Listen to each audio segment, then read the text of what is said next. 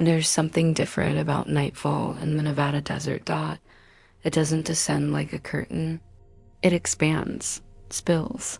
It begins as a gentle cooling of the air around the base of the mountains, then seeps slowly into the sand, deepening the shadows until the whole base sits beneath a sky thick with stars.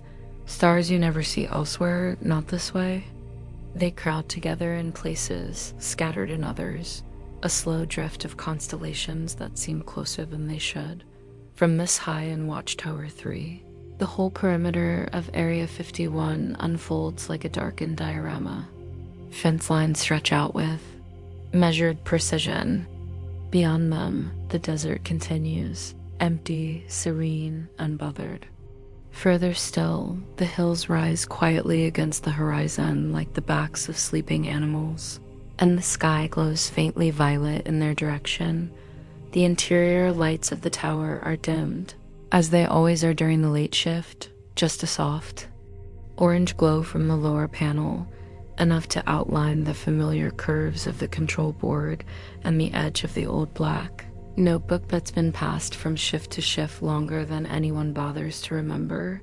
Your eyes drift slowly across the screens. There are no alarms, no pings. The motion sensors are silent.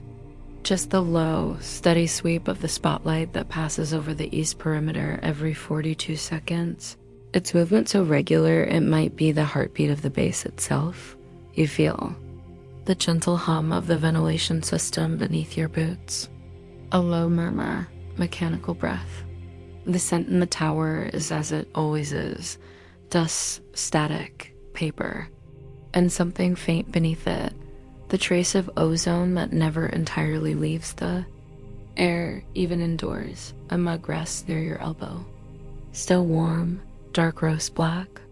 You don't remember the last time you took a sip. Far below, a truck eases across the access road, headlights dimmed. It's slow, methodical. No one's in a rush here. The entire compound breathes in a long rhythm, shaped by routine, softened by habit. Tonight is like most nights, but only mostly, because from this height and with this quiet, you begin to notice the details, the kind that surface only when everything else is still, the red perimeter lights. For example, there are exactly 82. You've counted them before out of boredom or curiosity. They pulse softly in sequence, except for the third one past the southeast gate. That one always flickers twice before sinking again.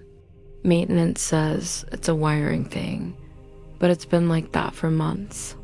Somehow no one ever fixes it. Then there's the low building beyond Hangar 4. It has no official name, just a designation in the log. Structure G17, the kind of place no one talks about much. You've never been assigned to it. No one's ever walked out of it. But every few nights, at this same hour, a single strip of light glows from beneath its east-facing door for roughly 9 minutes before vanishing again. No movement, no sound, just that soft glow. And then nothing. You lean back in the chair, letting the tower creak gently beneath your weight. The silence here is different from the kind in cities. It isn't empty. It has layers, depth. You can feel the weight of distance pressing against the walls, the long stretch of flat land between you and anything that breathes outside the wire. The radios are quiet tonight. Channel 3, which sometimes carries chatter from the internal patrols, hasn't crackled in almost half an hour. Channel 5, the encrypted line, rarely says anything at all. But sometimes, like tonight, it buzzes faintly with a sound that isn't voice. Not static, either. Something between a low oscillation. It doesn't interfere. It doesn't request. It only lingers. There's an understanding here among those who take the night watch. You don't talk too much about what you see, not because you're told not to, but because there's something sacred about the silence, about letting things be observed without being named. The older guards say there's a comfort in it, like sitting beside a campfire that burns without flame, where the heat is in the memory, not the ember. You glance again at the perimeter. A dust devil stirs near the north fence, then fades. The stars are brighter now. And for a moment, you find yourself watching the sky more than the screens. There are patterns you've started to recognize, not constellations, but arrangements. Shapes that return subtly every few nights. Somewhere over the western ridge, a faint green glimmer pulses once, then disappears. Not a flare, not a drone, just light. Brief and soft. The logbook remains untouched. But on its top page, beneath the coffee stain from the previous shift, someone has left a single line. The 13th light doesn't blink. You read it once, then again. There's no 13th light on the perimeter. Not officially. But from here, if you count carefully, there's something, a soft point between the 12th and 14th, lower than the others, dimmer. A light that doesn't blink, doesn't move, doesn't react. Just stays. You've never noticed it before. The hum of the tower seems quieter now, as though listening with you. Outside, the desert holds its breath. The desert doesn't change quickly. That's one of the quiet truths you come to know here. Winds may shape the dunes by inches, and rain, when it comes, softens the edge of stone, but the real shifts happen in stillness.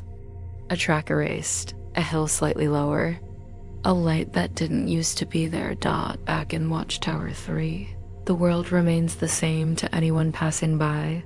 A simple control panel, red and green indicators, a row of silent screens showing the same calm stretch of perimeter.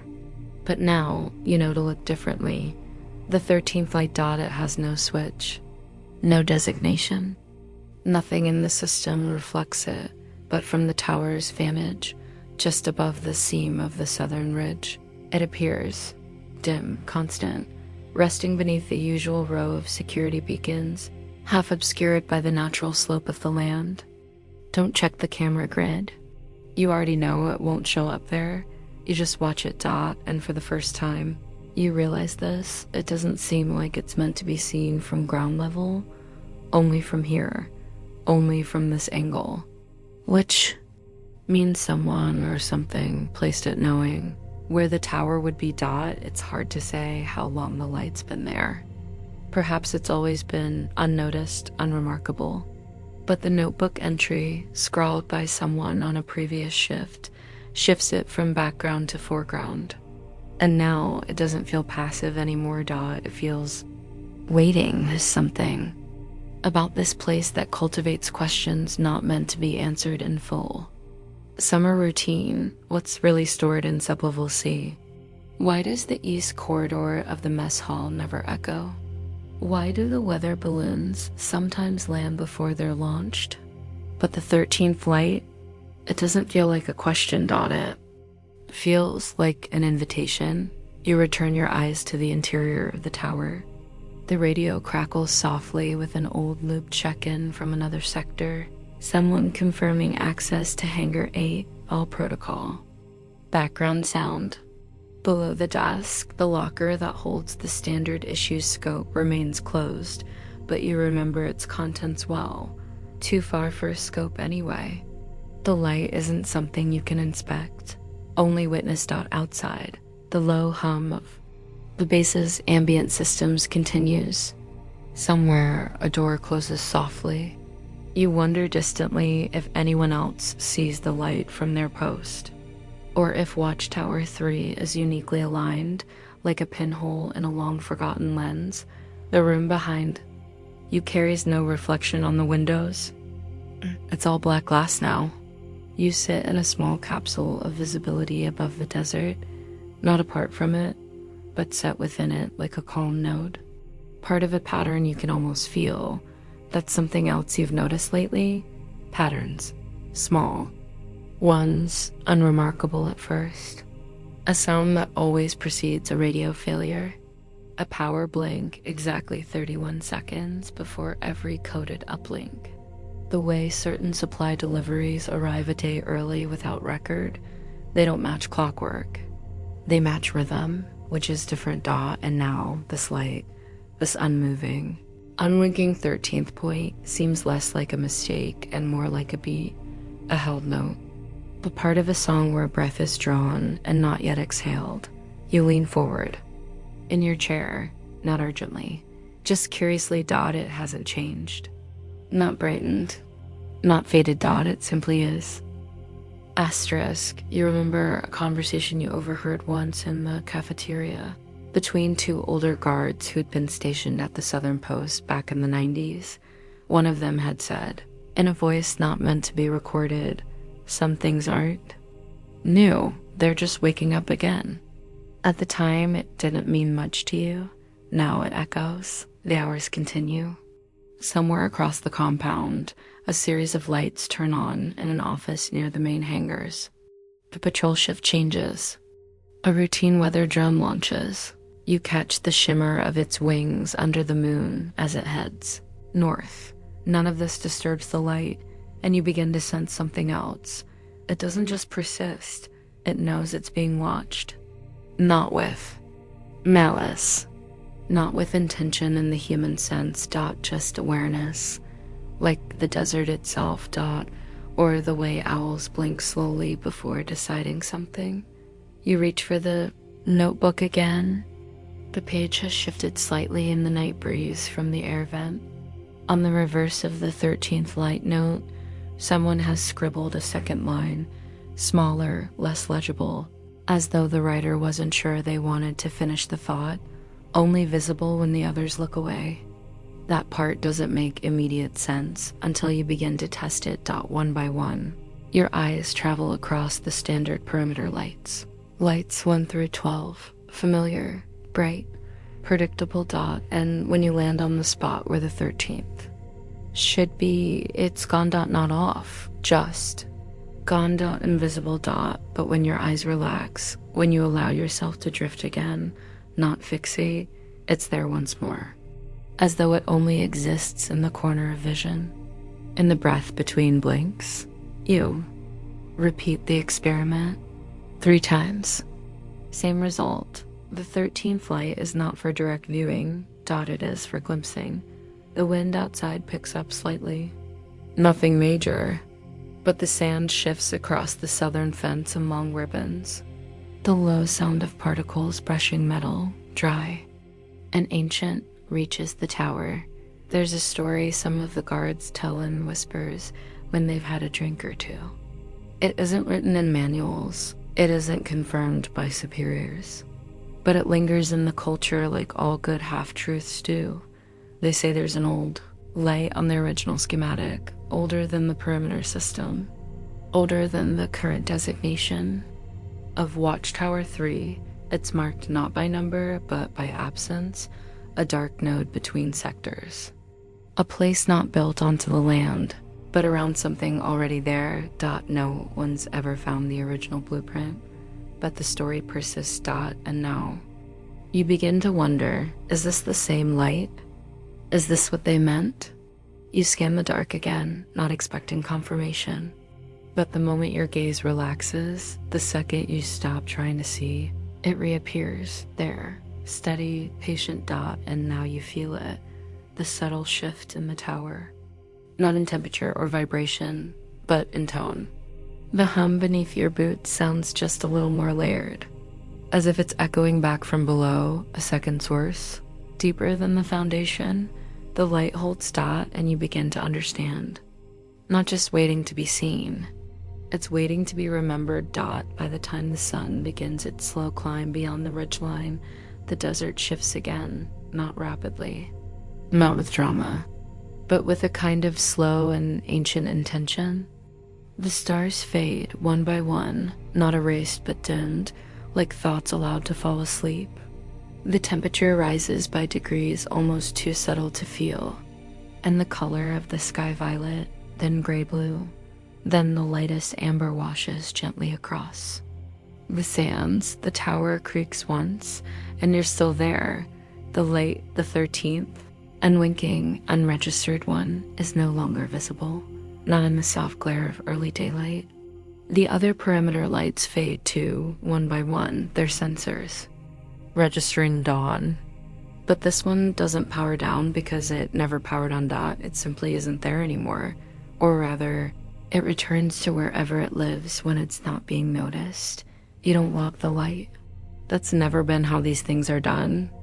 Not officially, not on paper, but in the margins of the black notebook on a page near the back, where older guards have scratched simple details, moon phases, odd timings, brief patterns. You add one more note.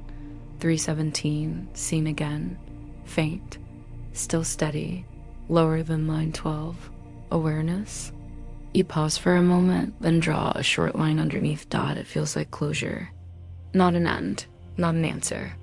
Just a pause. The desert outside is empty again, but not hollow dot. Now it feels held, as though everything that passed in the night, everything witnessed and not named, everything glimpsed, is still there. Just waiting in a layer below the visible world. The shift change is quiet, as it always is. The next guard arrives without words, climbing the metal stair with the even rhythm of someone who's done it for years. There's no formal greeting, just a nod, a glance. You stand, stretch gently, hand off the chair. The notebook remains where it was dot. No one asks what you wrote dot. No one ever does, because the culture here runs beneath the language. It is the unsaid that's respected. The pause between questions, the air between signals. There are things in this place that speak in ways not recorded by frequencies dot. As you descend, your boots echo softly on the steel treads. Below, the compound begins its day. Janitorial carts ease past the dormitory blocks. A dog barks once, far off, then is quiet. The sound of machinery hums from the vehicle bay. The mess hall opens its doors, but you keep your gaze west past the last hangar to where the ridge curves low, half hiding the place where the 13th light was dot and is, because it doesn't feel gone, only quiet again. This place, Area 51. Dreamland, the base has always been defined more by what isn't seen than what is. There are buildings without names, hallways without noise, reports with missing lines. But it isn't sinister, not in this moment. It's simply designed to hold layers, and the light fits, not as a mistake, not as a threat. As part of the rhythm, back in the main hallway, you pass by the photo board black and white images of the base through the years. 1955, 1971, 1983. A few of the photos are unlabeled. One, placed toward the bottom, shows the compound from a height that no current building could produce dot. It's an old photo dot, grainy dot, but just to the side. Below the sweep of a security tower long since torn down is a faint steady point of light. Out of alignment, lower, dimmer. You step closer dot. It's almost perfectly aligned with where the 13th light sits now, but that photo is at least 50 years old, and that light wasn't supposed to exist then. It isn't supposed to exist now, yet it has been there through decades, through upgrades, through systems that replaced themselves. The light remained, never documented, never disturbed. You wonder now if those who built the current system knew, if they marked it somehow in the schematic, not with a label, but maybe with an absence. A space, a note that said nothing at all. Dot outside, the sky's fully awake dot. The sun crests the eastern horizon, warm and blinding. Shadows stretch westward, lean and long. But the ridge line where the light once hovered glows softly under its own color. You can't see the light anymore, but you don't need to dot. It isn't something to observe. It's something to remember dot, and now it's part of the pattern, part of your pattern, because, you know, with quiet certainty that on some distant night, maybe months from now, maybe much sooner, you will return to Watchtower 3, and you'll look for it again, dot, not with hope, not with expectation, dot, with understanding. The desert will be the same, the base will hum, the perimeter lights will blink in rhythm, the coffee will taste as it always does. And when the hour is late and the others are looking elsewhere, ... the 13th light will return. The cafeteria at Area 51 isn't large. It isn't meant to be. It occupies the east side of the main block, halfway between the vehicle garage and the personnel barracks, nestled beside a service hallway that always smells faintly of overcooked rice and electrical ozone. Inside, it's a rectangle of simplicity white walls tinged gray with time, scuffed linoleum floors, steel-edged chairs arranged in grid-like order, and long fluorescent lights that hum just enough to remind you they're alive. Everything about it speaks of repetition. The tables are wiped 3 times a day, always by the same staff member, Gloria, whose presence is marked by the rustle of her cleaning apron and the soft thump of a rag against laminate. The drink machine only ever half works, with the lemon lime tap offering a suspicious hiss instead of carbonation. The far corner near the fridge buzzes slightly, always warmer than the rest of the room, though no one's fixed the thermostat since 2009, and yet, despite all its ordinariness, there is one feature of the cafeteria that doesn't match the rest out the window. Not the one beside the serving counter, which faces the courtyard. Not the one above the exit door, which is usually fogged, but the third window, recessed into the far wall by the back right table, the one that faces nothing. You notice it more when the cafeteria is empty, which it often is during the late shift. The lights remain on, dim to half brightness, and the benches echo if anyone taps a foot too hard.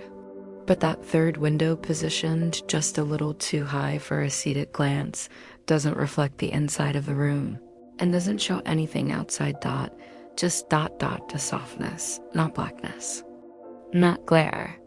Not the blurred outline of desert sand or fencing or a building wall. Just a subtle, diffused gray, constant, gentle, unchanging. You've passed it many times before, sometimes with a tray, sometimes just crossing from one end of the room to the other, and every time your peripheral vision registers it, that muted pain. A window that doesn't give, doesn't respond, doesn't reflect. It's always there, and yet never quite part of the room. There are no labels on the wall, no exit sign, no ventilation port. Just the single rectangular frame, painted the same. Dull beige as the wall, trim faded from years of cafeteria humidity. On some days, it's easy to forget. On others, it feels like the only thing in the room with any intention. The first time you really noticed it, the shift had just ended. The morning rush hadn't started yet. The sun was just beginning to push its heat against the siding of the building. You'd stop for water, sat for a moment, and glanced toward it. What you expected was the reflection of the room, maybe the rows of chairs, maybe yourself. Instead, there was nothing, no image, no distortion. Just that dim gray plane, like a screen with the brightness turned all the way down. But what struck you wasn't the color. It was the feeling that something on the other side had noticed you noticing it, not a figure, not a movement. Just the faint electric sense of awareness. You didn't linger that time, but it stayed with you. A week later, someone from the security maintenance crew made an offhand comment over coffee. That window hasn't been cleaned in years, he said, shrugging, because it doesn't get dirty. And it's true. Gloria never wipes it. No smudges ever appear. No dust settles up the sill. Not like the others. Even the metal frame, which should be rusted at the corners, remains dry, unblemished, as though time forgets to land there. You've sat near it a few times since, not deliberately.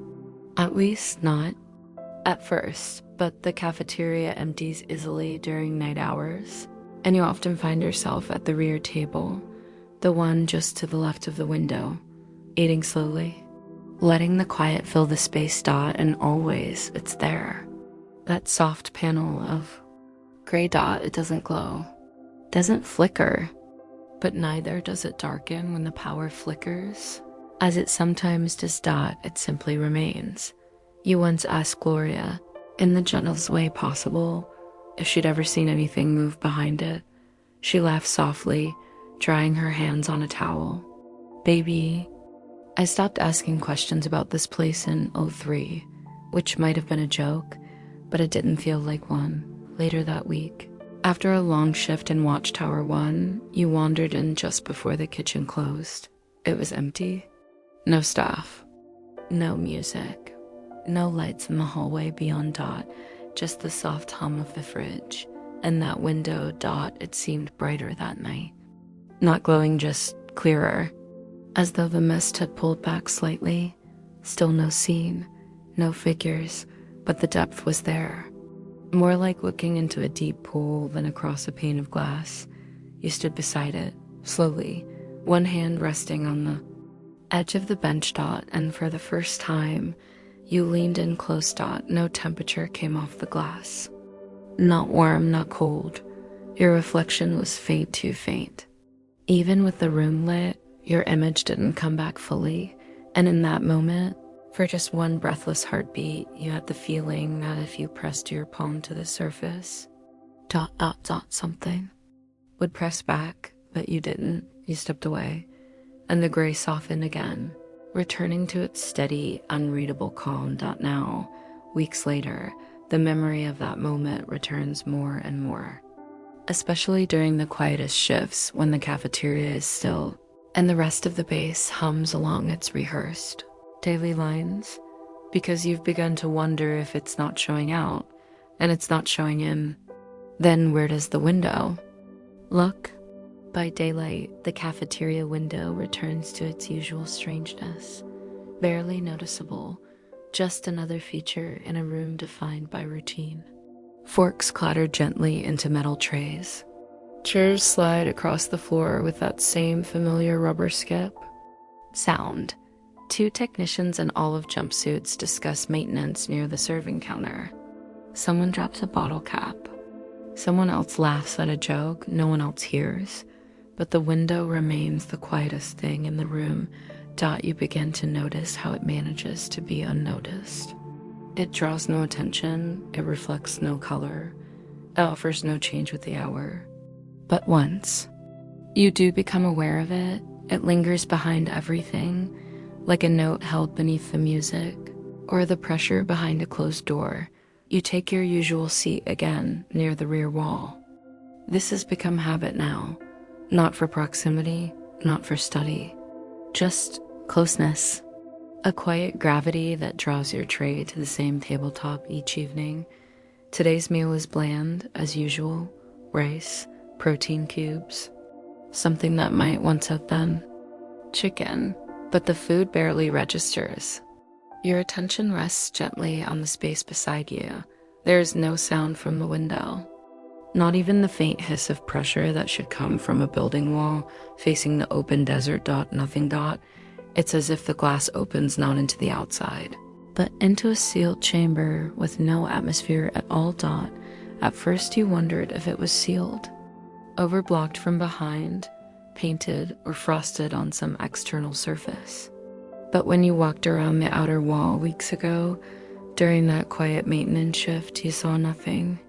No wall, no glass, no structure on the other side of the cafeteria. Just ... A sheer panel of concrete, smooth, seamless, undisturbed, which doesn't match, because from inside, the window is perfectly centered, perfectly framed.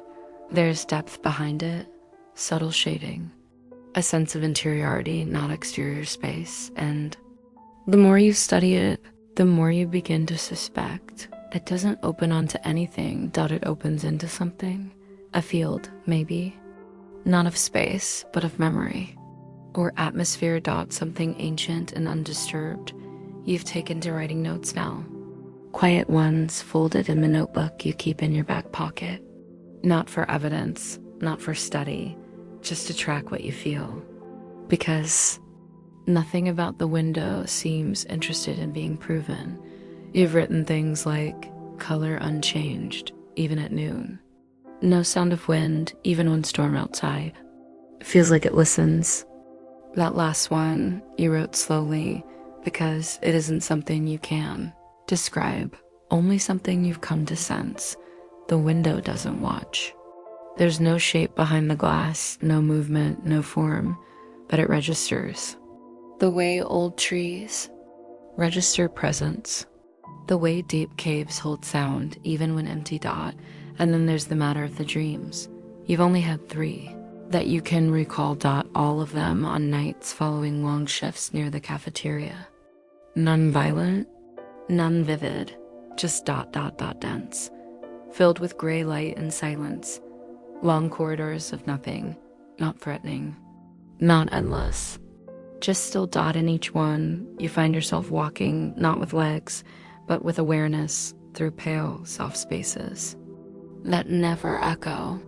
The kind of places where time doesn't collect. And always, somewhere along a seamless wall, is a rectangle of light, dim, frosted, familiar. You never reach it. You wake before you do, but the image remains. In your waking hours. You try not to dwell on these things too deeply. The space, like the desert surrounding it, rewards quiet routines, not grand conclusions. Too many questions, and people begin to notice. And when people notice, the quiet shifts. And you've come to understand it's the quiet the window seems to like. So you preserve it. You eat without haste. You fold your napkin. You sip your tea slowly. And still, the window lingers. One morning, Gloria notices your glance, then looking at that thing again. She asks with a sideways smile. She's not mocking you. Not exactly. Looks like a window, doesn't it? She adds before you can reply. But it isn't. Not really. You hesitate. What is it then? She wipes her hands on her apron and thinks it's what you see through when something remembers you back. Then she turns and walks away. You think she's joking, but the words ring too clearly in your mind. Later that week, you pass by the kitchen early before the breakfast. Trays are set out, the lights are dimmed. Only the hallway fixtures spill soft orange light across the tiled floor. And there, in the stillness, the window seems different again, brighter. No, but sharper, like something just on the other side has shifted slightly toward the glass. You step closer, slow, respectful, as if approaching a person, and your hand hovers near the frame. Not touching, just aware. And for one small moment, just a flicker, you sense a movement on the inside of the glass, not a shape. Shift, like a breath being held. And just as quickly, stillness again, silence reasserts itself. You back away gently. No one sees you. The kitchen lights click on moments later. Life resumes. Trays roll out. Boots scuff the floors. But the window, once again, returns to its perfect gray calm. You eat quietly that morning. The usual corner. The usual seat, and through it all, the window rests beside you, quiet, steady, unreflected, waiting not to be understood, but to be remembered. There's a soft routine to the closing of the cafeteria at night. The clatter of trays fades. First, followed by the low hum of the vending unit as it powers down. The dishwasher's final cycle murmurs behind closed doors. Chairs are nudged back under tables with practiced indifference, and the fluorescent lights overhead drop to half brightness with a sound like moth wings brushing glass. Eventually, only the glow from the exit sign remains, casting a dull red wash across the far wall, and beneath that, the window waits, the one that never reflects, the one that never shows what's behind it, the one that seems more a suggestion than a fixture. You find yourself there again tonight, not from duty, not from curiosity, but from something quieter. A kind of shared stillness, like revisiting a memory that doesn't belong entirely to you. The rest of the base sleeps in its way. The power grid hums in measured tones.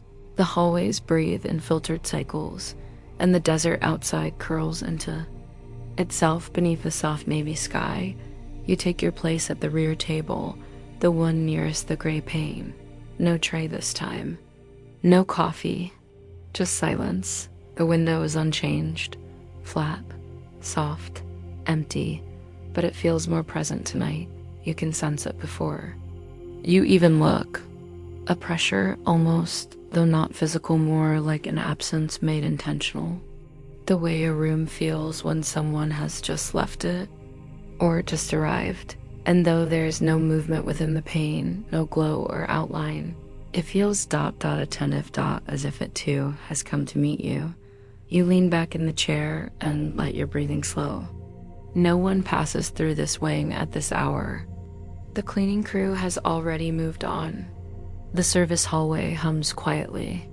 Far down the corridor, a single panel flickers on and off in rhythm, unnoticed by anyone else. And the window waits. You remember something a technician once said in passing, a new hire, someone who hadn't lasted more than 2 weeks. They'd been checking the vent seals near the kitchen, kneeling just below the window. You'd overheard them mutter, almost to themselves. It's like it's in between, like it's listening sideways.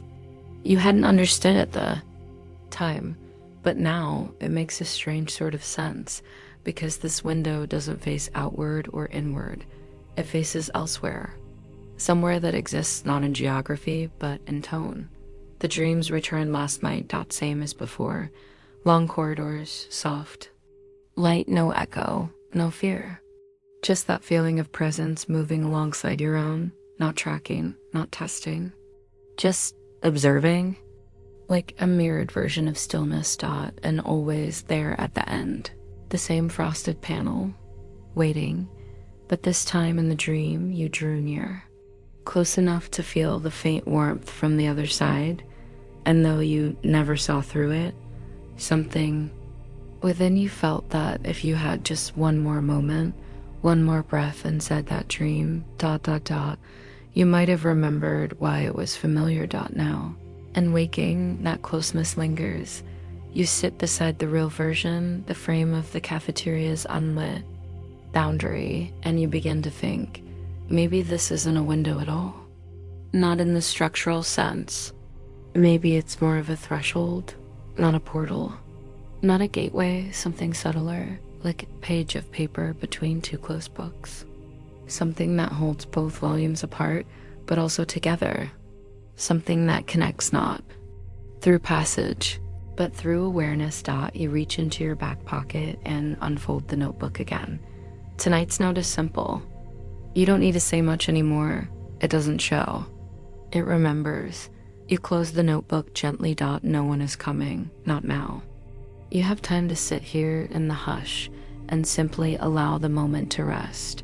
You glance at the window again, not seeking, not testing, and something softens. The gray still just gray feels less like fog, more like depth. Like looking into a folded space, a waiting silence. A place where memory sits in suspension, not forgotten, but not forced. You understand now that there are things at the base that are not classified because they are dangerous. They're classified because they are delicate.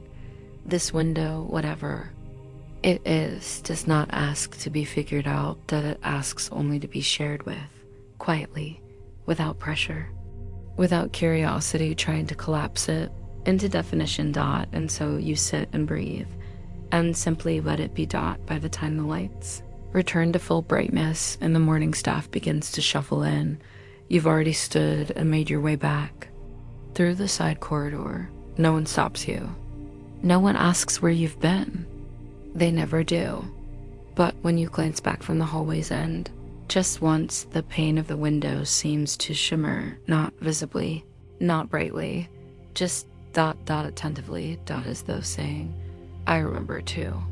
There's a hallway beneath Sector D that most people don't talk about, not because it's restricted, not because it's dangerous, just because it's old, older than most of the base by all accounts. The concrete is a different shade there, not the soft beige of newer expansions or the cold gunmetal of experimental wings. Instead, it's an almost bluish gray, poured in thick slabs with a faint texture like dried riverbed clay. The walls carry faint mineral lines, places where the surface has subtly cracked but never crumbled. Most people call it the cold hall. You pass through it sometimes when detouring between the mess and storage. It's never your destination, only a connector. It's too quiet, too dim. No overhead music reaches here. No intercom announcements echo off these walls. And the temperature always sits several degrees cooler than the rest of the base. Even when the surrounding floors bake in summer dot, it's in this hallway. During one of your early late night shifts that you first saw him, not from far away. Not in the shadows. He was already standing at the base of the maintenance panel, halfway down the corridor, holding a clipboard, pen in hand, wearing the standard dark blue coveralls, with the white facility ops patch stitched at the shoulder, though his was older. A different font, slightly faded. The kind you only see in the archival footage displayed in training rooms. You paused. Not an alarm, just curiosity. The hallway was supposed to be clear after 2300. No work orders logged. No door panels showing. Flags. Yet there he was, calm and precise. Not working so much as inspecting. You remember how quiet it felt. Not empty, but contained. Like the moment had been set aside for the two of you. He looked up only once, nodded. Nothing out of the ordinary, but there was something in his face, not his features. Those were ordinary, clean-shaven, pale, hair clipped short. But the expression, it was ... timeless, like someone who had held the same expression for decades and have long since forgotten any other. You offered a brief greeting. He nodded again. His voice, when it came, was even and low. Routine visual pass, no record needed. And that was it. He returned to the panel. You moved on, but something lingered. Later that night, you checked the log. No maintenance work had been scheduled for that corridor. Not just that evening, not for weeks. No reports, no malfunctions, no request tags. You scanned further back. The system archived everything, nothing. And yet, you saw him, clearly, calmly, presently over the weeks. You began to notice a pattern. Once, during a walk past Utility Sector 3, you glimpsed him again. Standing near a vent access port, eyes cast downward, reading something. Same. Uniform, same clipboard. Same stillness. Another time, near the coolant tanks behind generator row. Alone again. No lights flashing. No tools drawn. Each time, he looked up. Each time, he nodded. Each time, he said only the same few words. Routine visual pass. No record needed. You never questioned it aloud, but after the third sighting, curiosity took root. You asked quietly. At the break room, described him vaguely. Maintenance worker. Tall, pale, older style uniform. Reactions varied. Some squinted, trying to recall. Some shrugged. But one technician, older, quiet, the kind who'd been around longer than the walls, looked up slowly and said, "You mean Clark?" You waited. Seen him a few times myself, the tech said, voice low. Always alone. Always when the place is quiet. You know what's funny, though? You tilted your head. He looks exactly the same as he did when I was new. And that was 15 years ago. No one laughed. The room stayed silent for a few seconds, longer than it should have. Then, as always happens at the base, the moment dissolved. Someone changed the subject, the fridge clicked on. The noise returned, but you remembered. And after that, you looked, not searching. Just observing, and sure enough, he'd appear. Always when the base was still. Always in a place not scheduled for use. Always alone. Never disruptive. Never evasive. Just ... present. One night, unable to resist, you returned early to the cold hall. No assigned duty. No patrol. Just a walk, slow and quiet. And there he was again, dot, same uniform, same clipboard, standing beside the old sub-panel beneath. The south-facing light, the one that flickered sometimes but never triggered. Maintenance calls. You paused. Softly, dot, and as before, he looked up. Nodded, dot, but this time you spoke first. Clark? A brief stillness. Then a faint smile, not wide, not dramatic, but something settled. Familiar. That's what they used to call me, he said, as though remembering something gently. He didn't elaborate. Instead, he turned slightly and gestured toward the panel, just making sure things stay the way they're meant to. That line, plain on the surface, sank deeper the longer it sat in the air. He didn't stay long after that, dot, just one more nod, and he turned the corner. You waited. Counted 10 seconds, followed, dot, the hallway beyond was empty, only the faint scent of ozone remained, a trace of machine oil, and a small scuff mark on the floor beside the wall, too recent to have settled into dust, dot, no records. No logs. No mention, dot, just the soft understanding shared between those who notice. No, you find yourself passing through the cold hall more often, slowly, with attention, and sometimes, just sometimes, you feel the space behind you pause, as though someone is watching quietly, clipboard in hand, making sure the silence holds, dot, time at Area 51 moves in a rhythm distinct from the outside world. It's not marked by the hour or the calendar, but by maintenance logs, keycard resets, and the distant drone of turbines spinning at constant, unhurried velocity. Shift rotations come and go. The same meals are served. The same corridors are walked. But sometimes, beneath the layers of repetition, a different kind of time begins to surface, dot, the kind that doesn't tick forward. The kind that sits. You've begun to notice more moments like that since seeing Clark. Not the moments when he appears, but the ones around his appearances. The air feels slightly heavier. The lights buzz just a little differently. Vents that usually exhale warmth feel cooler for a few minutes. And always, the sounds in the hallway drop by just a decibel or two, dot, as if the bass itself is bracing for something it has long since learned not to name. On the third week of keeping loose observation, you find yourself in Archive Hall 5, dot. It's not on your usual path, not even near your sector. But after checking the logs, you discover it's one of the oldest corridors on the base, possibly original construction. No cameras, no regular foot traffic. The lighting is all sodium orange, dim, and oddly nostalgic. Along the wall, ancient filing cabinets sit bolted in place, most sealed shut, their labels long since faded.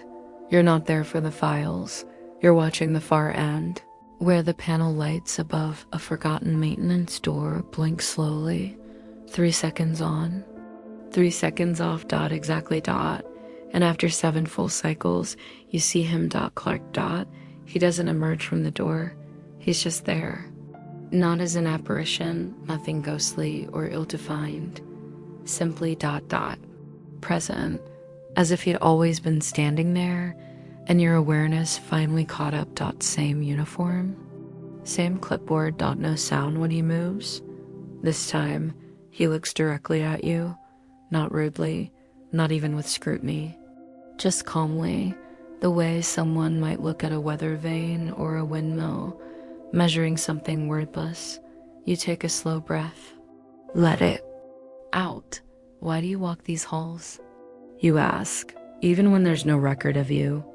He nods once, as if the question is expected, because some things still need to be seen. The simplicity of it leaves no room for rebuttal, dot, you try again. Are you stationed here? I mean, dot, dot, dot, still? A small smile, not amused, not tired, just dot, dot, knowing. There was a time when people kept track, he says. But it was easier when the base was younger, before it started forgetting things. You blink, the base forgets, places do.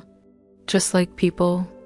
He glances to his clipboard, scribbles something faint, The graphite doesn't quite reflect light, but the gesture is unmistakable, then folds it under his arm.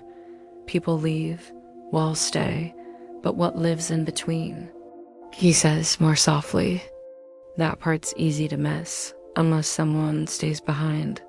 The lights above flicker again, as if reacting to his words.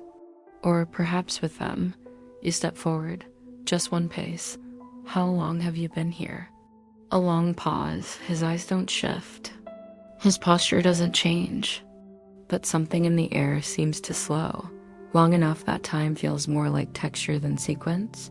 He says at last dot, and then he turns, not abruptly, not dismissively.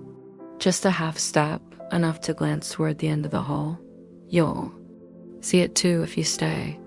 That's all dot he walks, silently dot, and the lights begin their rhythm once again. 3 seconds on, 3 seconds off.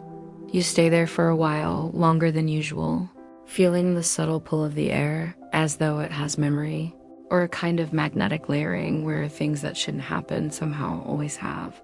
Later that evening, during a systems downtime, you speak with one of the data archivists, an older civilian contractor with clearance so high it's practically dust covered. You mention the name Clark, offhand. He pauses. Maintenance? He asks. You nod. There's a silence.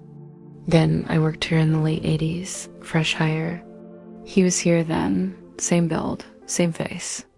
I assumed he was senior staff. Still looks the same now, you say. The man chuckles, but it's a quiet sound. Not disbelief, more like recognition. Some of us don't ask, he murmurs. Not because we're afraid, but because we know the answers are already in the walls. That night, you find yourself back in the cold hall. It's empty. As usual. No noise, no footfalls. No echo, but the corridor feels different. Not darker, not colder. Just aware, the way a cave feels when you're not alone, even if no one else is seeing and halfway down the wall, where a scuff mark always rests faintly, the faintest shimmer of oil glints against the floor, a fresh trace, like a step. Don't pursue him that night. There's no need.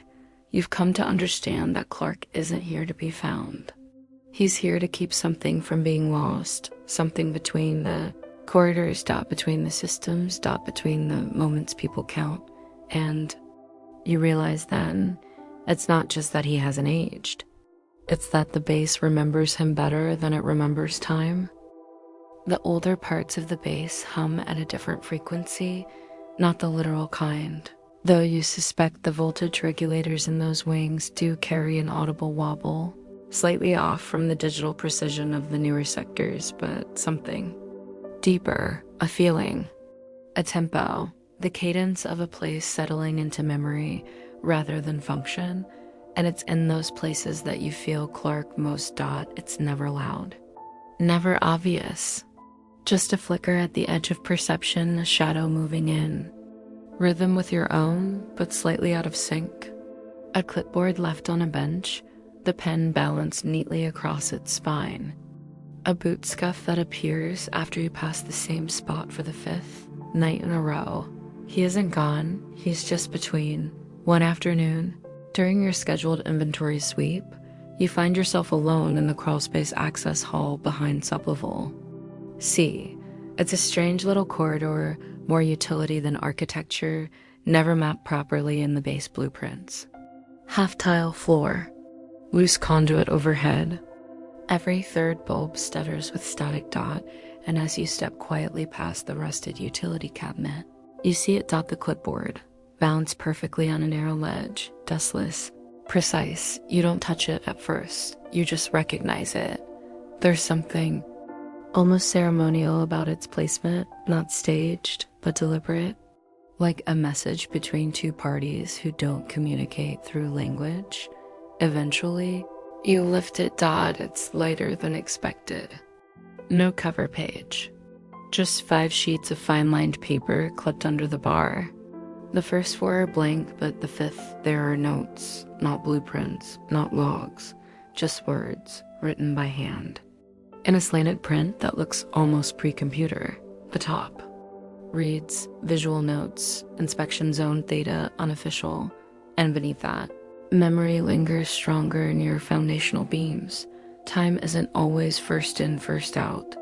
In some places, it folds inward. The sound of leaking. Air often precedes residual awareness. Observation is more effective than interference. If you're reading this, it's because you noticed. You stop there, not because the page ends, but because something about that last line feels like a full sentence, a boundary. Acknowledgement. Clark knew someone else would find this. He didn't need to know when. He only needed to know someone would. You return the clipboard to the ledge, exactly as it was. And you continue your rounds with a different kind of stillness. The kind that respects not just space, but presence. And presence is exactly what you feel that evening.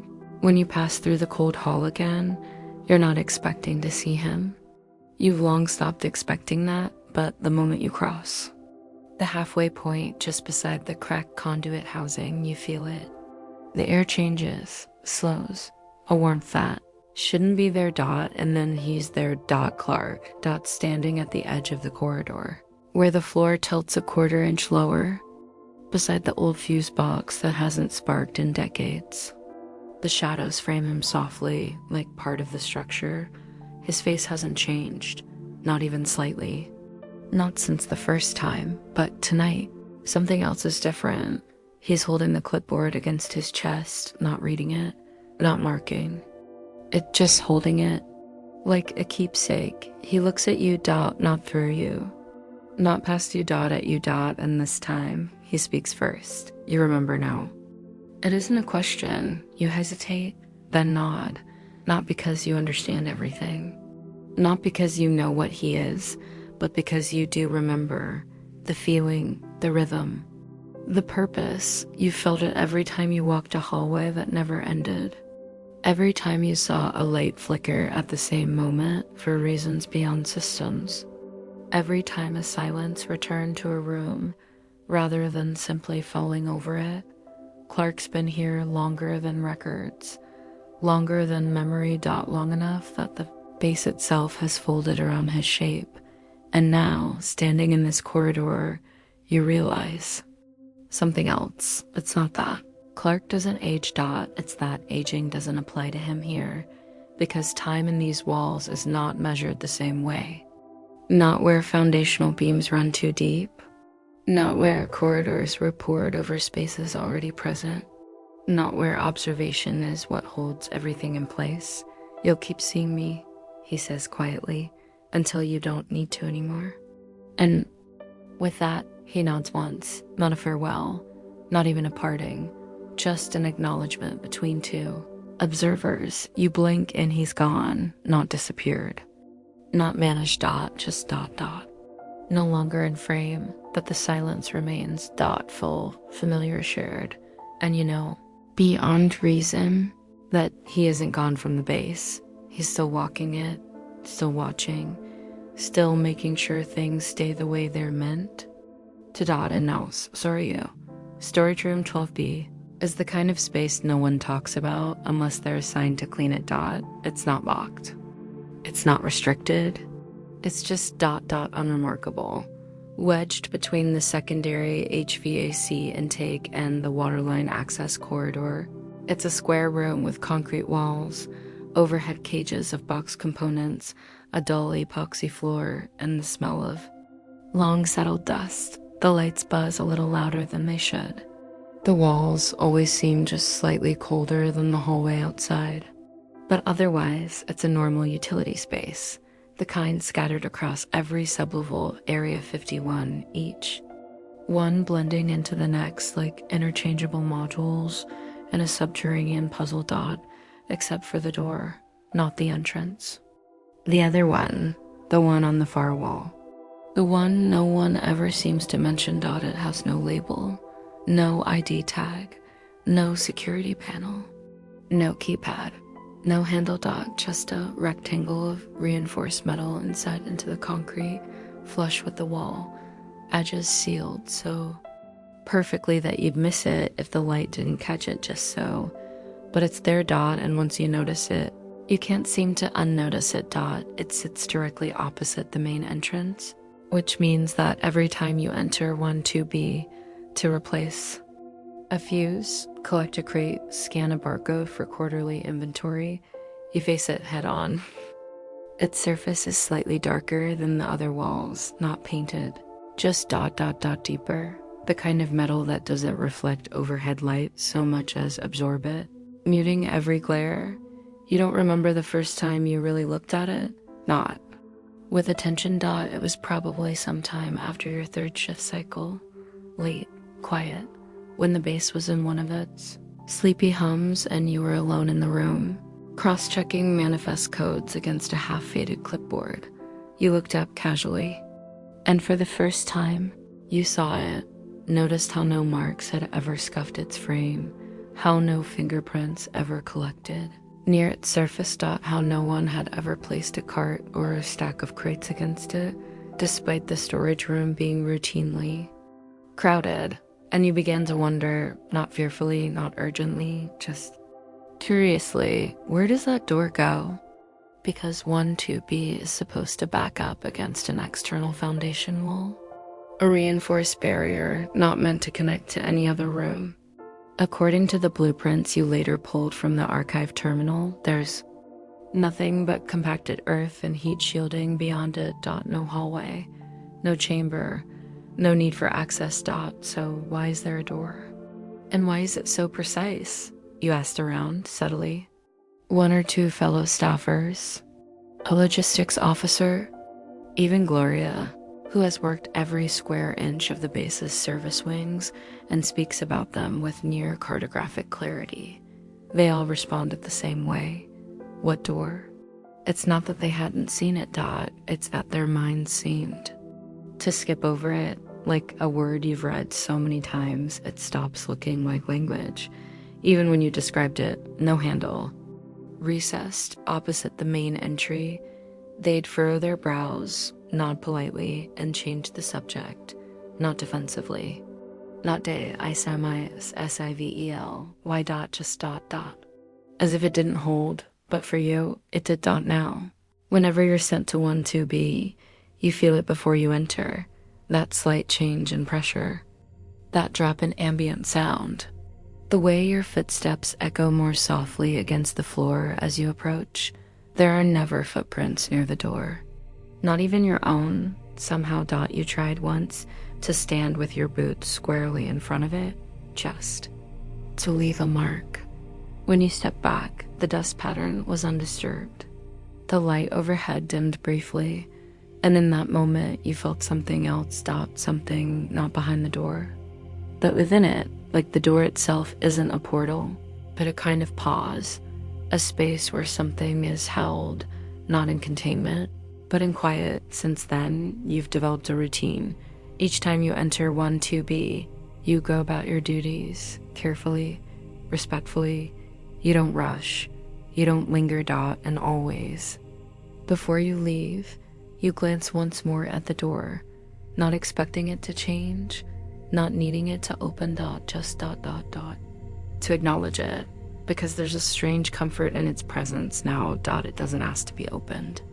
It doesn't imply a secret. It simply is. And somehow, in a place full of questions, restricted zones, and classified layers, a door that never opens and never speaks feels like the calmest thing of all. You return to storage room 12B more often now. Not on purpose, not with intent, but the assignments seem to guide you there. More components to retrieve. A new request logged by an unnamed division. A recalibration order for a power relay that's never needed fixing. Each time, the paperwork comes through legitimate channels, stamped and signed. Yet you begin to sense a pattern forming beneath the pattern. As if the room is asking for you, or perhaps offering itself. 12B remains unchanged. The air is cool, dry. The faint scent of oxidized metal and packing fiber hangs in the corners. The lights overhead flicker softly, never quite fully steady, as if responding to something unlisted in the electrical flow. And always there's the door. No handle. No keypad, no hinges visible. You've taken to glancing at it before your work begins, just to let it know you've noticed. A silent ritual, one performed without thought now, like touching the edge of a photograph before slipping it back into a drawer. It's still impossible to explain why the door holds your attention the way it does. There's no sense of threat, no noise, no distortion of heat or pressure. Only a sense of pause, a space in the room that exists just slightly out of step with everything else. On your 7th visit, a detail changes. You almost miss it, your eyes passing from shelf to shelf, clipboard in hand. But then, near the bottom of the door frame, less than a finger's width from the ground, you see it. A mark. No larger than a THUMBPRINT. Circular dot, faintly glossy, not drawn or etched impressed, as though the surface had been pressed inward by something that left no tool edge, no grain, only intention. You crouch, lean close. It doesn't glint, doesn't reflect, but it feels deliberate. Placed, you don't touch it. You stand, finish your task, and leave. The next day, it's gone. No trace. The door looks as it always did, only now, when you enter the room, you sense something more than stillness, a subtle attentiveness, as though the door now recognizes you too, not in a conscious way, not like a mind behind it, but like a lock that's begun to remember a shape. You begin taking notes, not official ones, just small entries in the back of your pocket journal. Pressure shift near rear wall. Dust doesn't settle on door surface. 2 degrees cooler in front of it. Still feels like something rests there. You share none of this aloud, not because you fear the reaction, but because it feels personal now. Not secret, private, like something that only shows itself when the room is quiet enough to listen. And storage room 12 bytes is always quiet enough. One evening, you're called in for an unscheduled inventory check. No anomalies reported. No clear reason, just a line of text in your shift brief. Visual reconfirmation, room 12B. It's late. The hallway is silent as you walk. Overhead, the fluorescents buzz a little louder. The bass hums behind walls. The desert outside is vast and asleep. When you open the door, the room greets you like a held breath. No movement. No sound. Just that feeling. You step in. Let the door swing gently shut behind you. The lights flicker, once standard behavior. You remind yourself, but somehow timed the inventory. Slowly, carefully. Each box, each barcode, each entry. But it's hard to stay focused because the door draws your gaze every few minutes, not with urgency, but with gravity. When your work is finished, you pause in front of it again.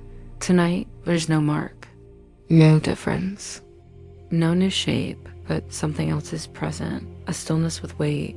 You take one step closer, there's no change, no temperature drop, no static crackle, just that sense deeper now that the space before you is not empty but folded. Yourself wondering, not with hope, but with curiosity, what might sit on the other side of something like this. Not a hallway, not a chamber, but a moment. A pocket in the shape of a door. You sit on the floor, just briefly, cross-legged, clipboard resting in your lap. For several long minutes, you listen. Not for sound, but for presence. And in that silence, your thoughts, slow to match the pulse of the room. You think of the base's older maps, the ones without digital overlays. You remember a line and a footnote. Foundation overlay adjusted to preserve non-functional segment, archival. No further access required. You didn't notice it at the time, but now you wonder, could this room have been built around something? Not to use, not to contain but to leave alone?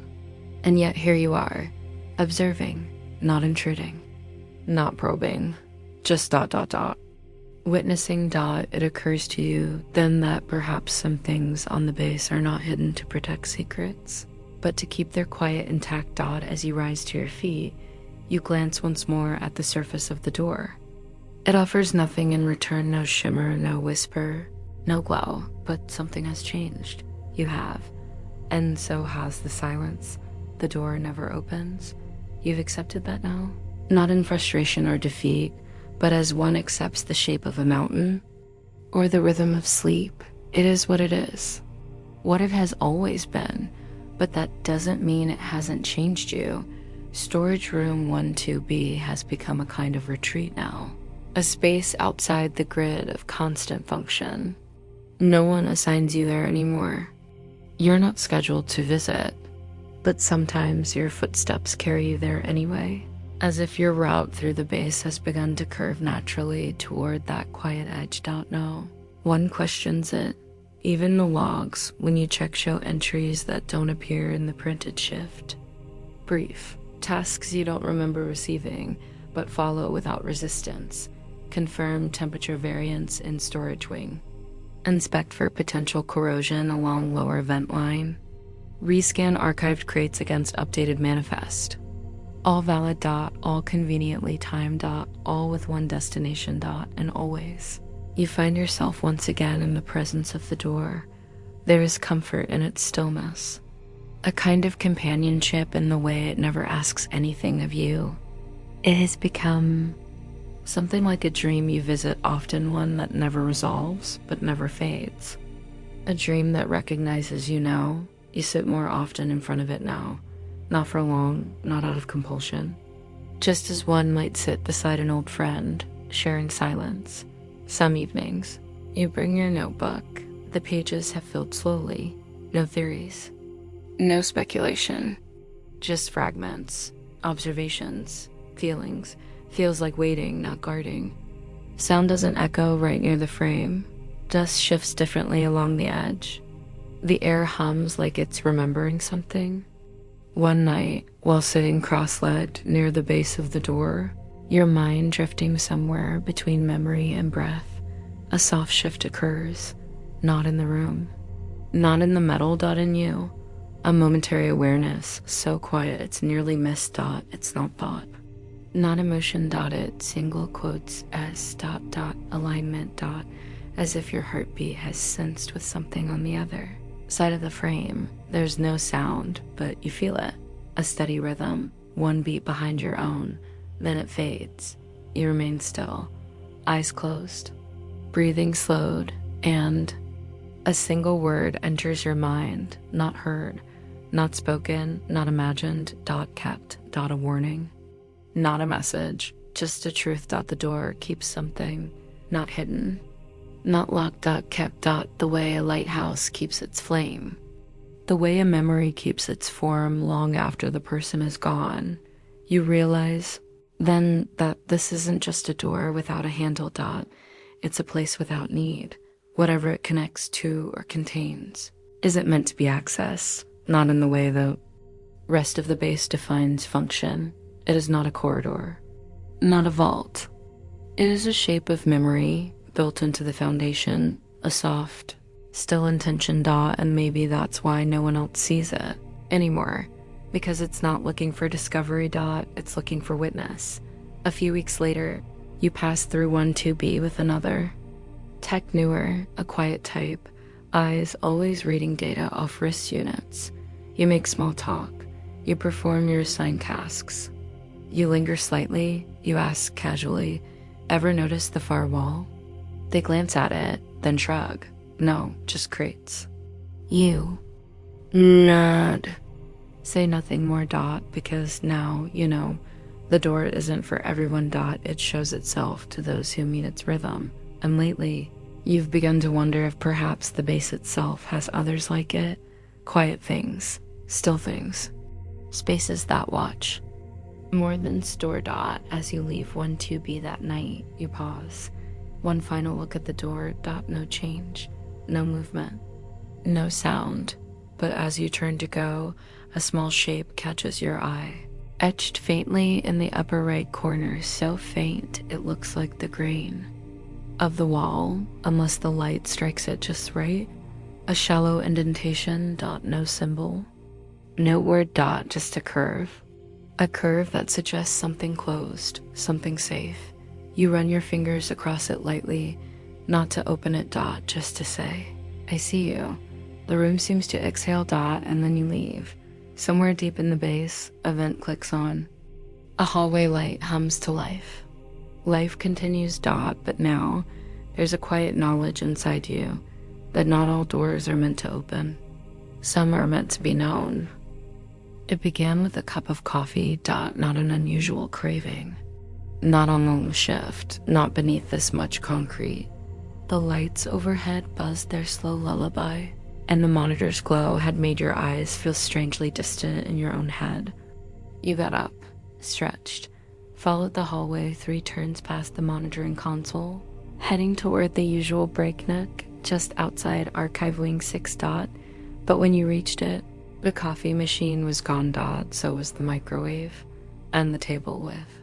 The mismatched chairs, dot, in their place stood a wall, clean, newly painted with no seams or outline of construction, just dot, dot.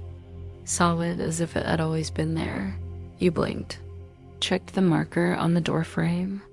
Still read, Wing 6 niche, refresh station. But the space wasn't what it had been, dot. You chalked it up to renovations, reallocations, the kind of subtle shifts the base sometimes performed without notice. Just yesterday, the stairwell near sublevel 3 had one less flight than you remembered, and the locker room towel dispensers had gone from blue to beige sometime last week, dot, little things. But as you turned around to head back, coffee still unclaimed, something tugged at your attention. A hallway, slightly narrower, lit in a lower hue, one you'd never taken before.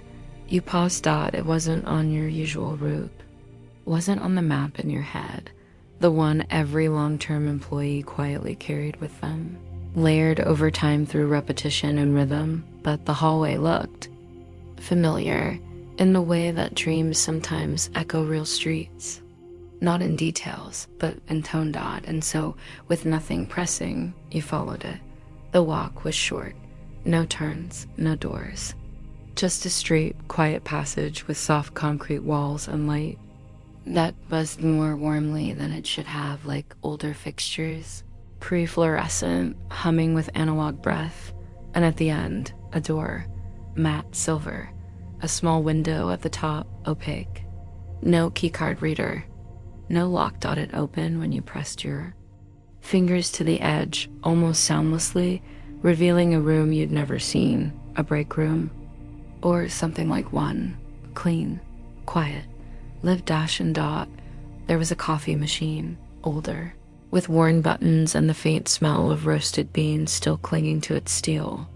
A table, 4 chairs, mismatched, a sofa near the back wall, an analog clock, a corkboard, a humming mini fridge that still bore the sticker of some long-forgotten inventory year, dot. It felt timeless, like it had been used once, long ago, then gently paused, dot. No dust, no motion sensors, no camera in the corner.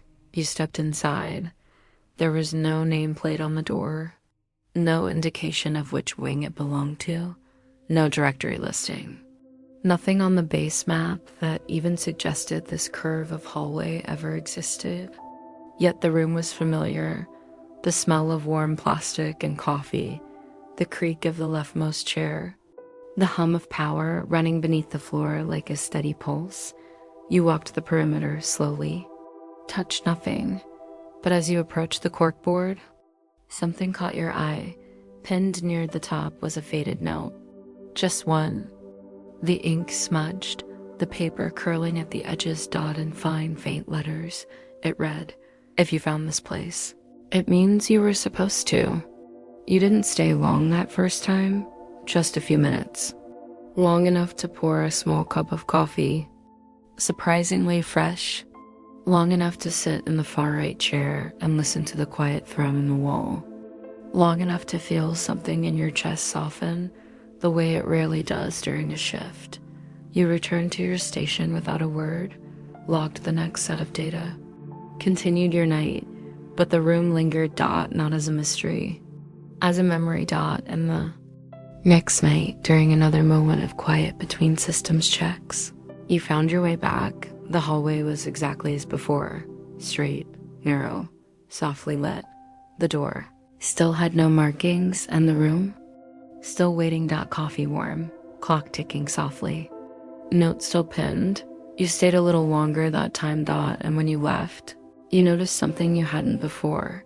The analog clock, the one mounted on the wall, ticked backward for a single second as the door shut behind you. Not a glitch. A gestured dot like the room remembering its own shape, reshuffling itself back into place. You didn't speak of it to anyone because you understood now. This break room wasn't meant to be used. Not like the others dot, it was meant to be found. Some spaces feel more real the more time you spend away from them. The break room became one of those dot after the third visit. It no longer felt like a discovery, not quite. More like a recollection. A place you had always known somehow before you ever walked its hallway. Before you ever touched the door with no lock and crossed the quiet threshold where everything felt just a fraction warmer, quieter, more intentional dot, you returned without schedule. Without need dot, no one asked where you were during those few unclocked minutes dot no. One seemed to notice the slightly longer walks between assignments, and you never marked it in the log, because how could you explain a room that shouldn't exist, but which welcomes you with the calm of a place that remembers you? Each time you visited, small details shifted, not drastically. Nothing over at dot, but enough dot one night. The corkboard held a second note, different paper, still curled at the edges. This one read, "Sometimes it's just enough to sit." So that's what you did. You didn't check your watch. You didn't think about the base or the shifts or the duties waiting for you 2 wings away.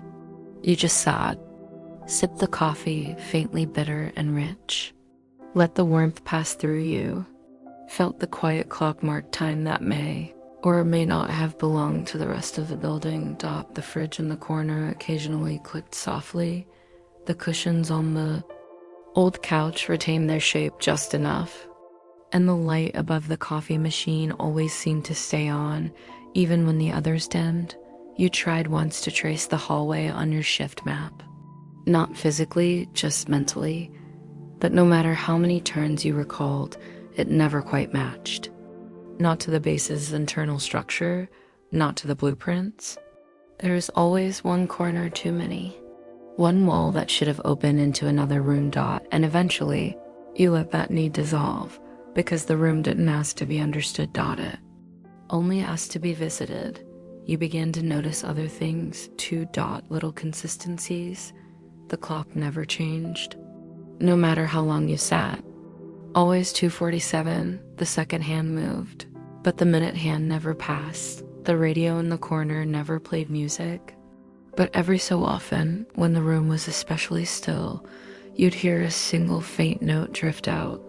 Just one, like the warm-up breath of a song that never started. The chair closest to the wall remained untouched.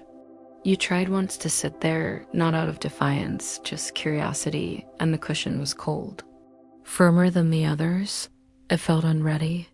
So you stood again. That chair wasn't meant for you, and that was fine. You began to bring things, not offerings. Just gestures, a wrapped granola bar you left on the corner of the table, a folded napkin, a pen with no ink, little things. Items you wouldn't miss, left behind as if to say, "I was here. I'll be back." Some remained. Others didn't. The pen vanished 2 visits later.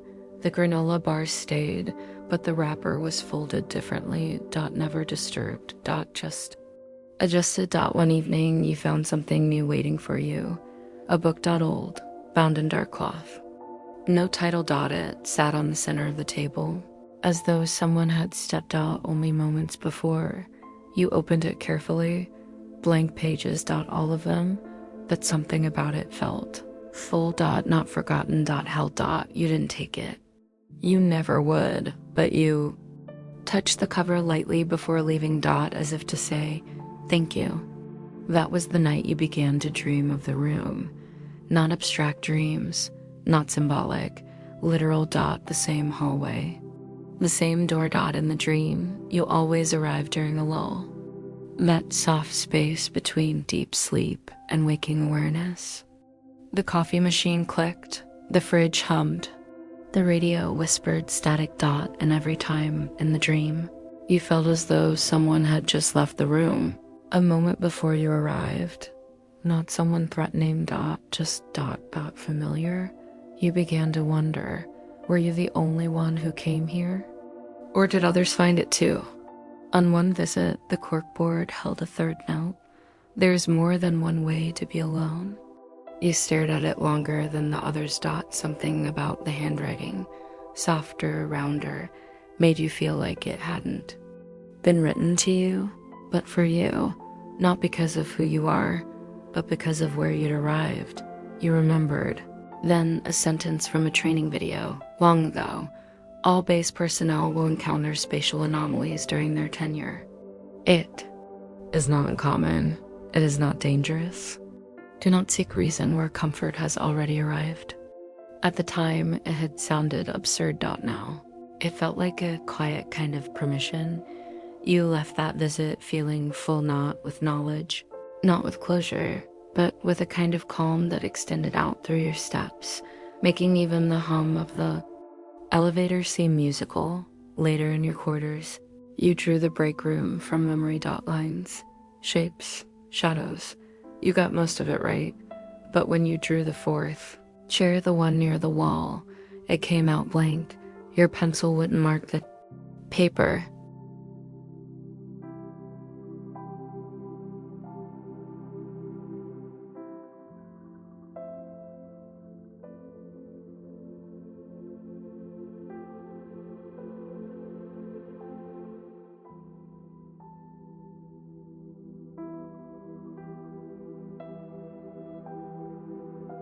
It's the kind of place you begin to miss before you even leave it. You don't plan your visits anymore. They arrive quietly, folded into the rhythm of your shifts. A moment of restlessness in the back of your thoughts. A lingering curiosity behind your eyes. And before you know it, your feet are tracing that gently sloping corridor again. The one that turns just slightly too many times for the base's geometry to explain. Each time, the hallway is just as you remembered, worm-toned. Lighting, air neither stale nor fresh, perfectly held. And at the end, the door with no label, no lock, no sound. It always opens for you. You never knocked. The room is as it was. Always as it was. And yet never quite the same. The coffee brews itself now. Or rather, it's always already warm, half full. The carafe never scalding, never cold. A perfect medium. Steam curling in soft tendrils, even when no one seems to have poured the water. The fridge, once humming faintly, now sits quieter. You opened it once hesitantly. Inside, a single glass bottle of milk. No label, no expiration date. You left it untouched. On your next visit, it was gone. The notes on the corkboard shift from time to time. Some fade, some change. Tonight, there are 4. The newest one simply reads, "The moment you stop needing to know, you begin to belong." You sit in the chair furthest from the window, though there is no window. Only a rectangle of wall where light collects in a way that suggests a view once existed. You've taken to calling it the window anyway. It makes sense in this place. You watch it as the shadows shift softly. Not with the base's time, with the rooms. You brought a book tonight, nothing official. A worn paperback you found in the dormitory library's donation pile.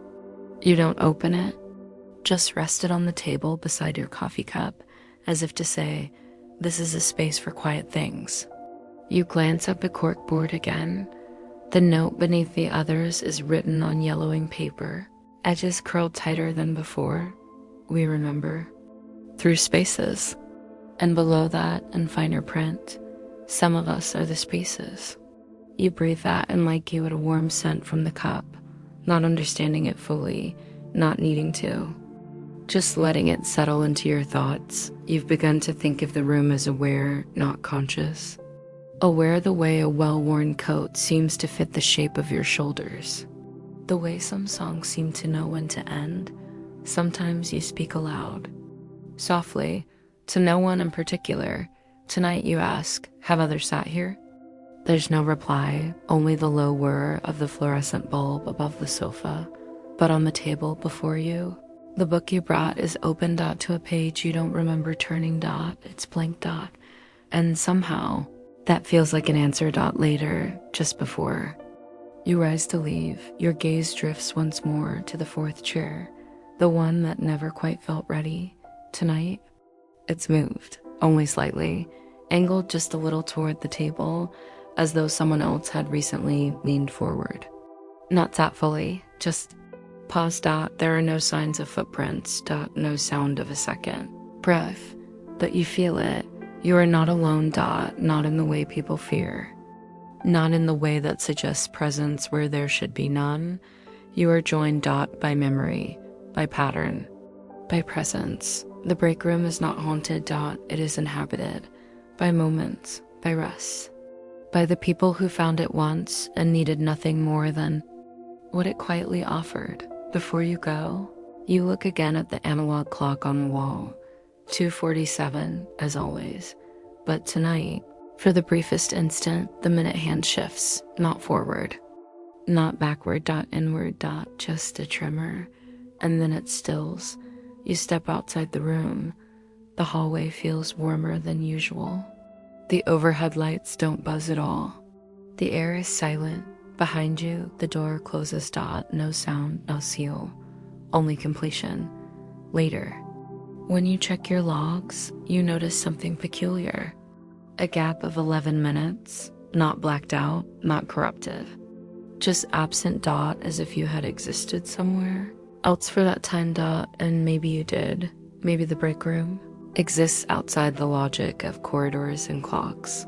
Maybe it's a place the base built around a need it can never officially acknowledge.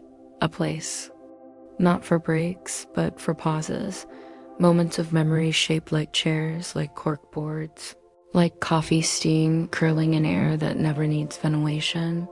And maybe, just maybe, the fourth chair will be ready. Someday. Not for you, but for someone else. It wasn't supposed to have a view. The lab on Sublevel 9 was designed for closed-loop analysis. No exterior exposure, no ambient contamination. The walls were lead-lined. The ceilings were sound-dampened. Even the fluorescent lighting had been tuned to a very specific spectrum meant to reduce cognitive interference. It was a room built for quiet work and long silences, and yet at the far end, set cleanly into the southern wall, there was a window, rectangular, slightly too tall. Frosted edges that faded inward to a pane of perfect, clear glass. No one remembered it being there. It didn't appear in the blueprints. The floor plans, when checked, showed solid structure where the window now existed. The maintenance logs were silent. The security footage looped every time someone tried to review the week prior.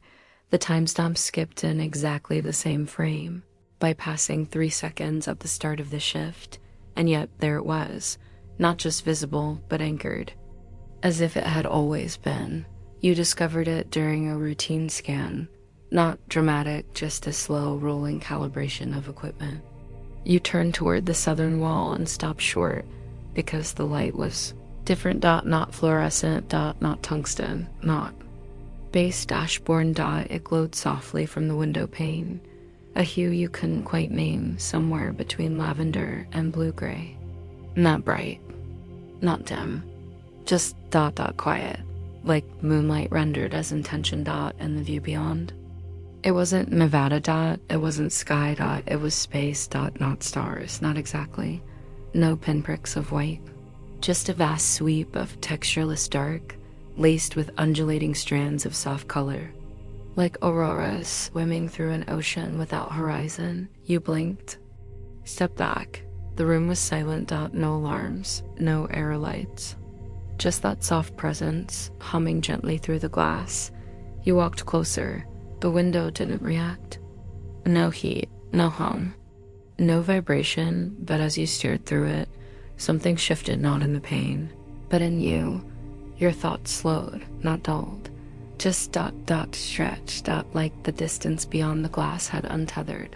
Your usual sense of scale. There were no objects in the view. No sun, no earth, no satellite traces, but it wasn't void. It was present, alive in its stillness.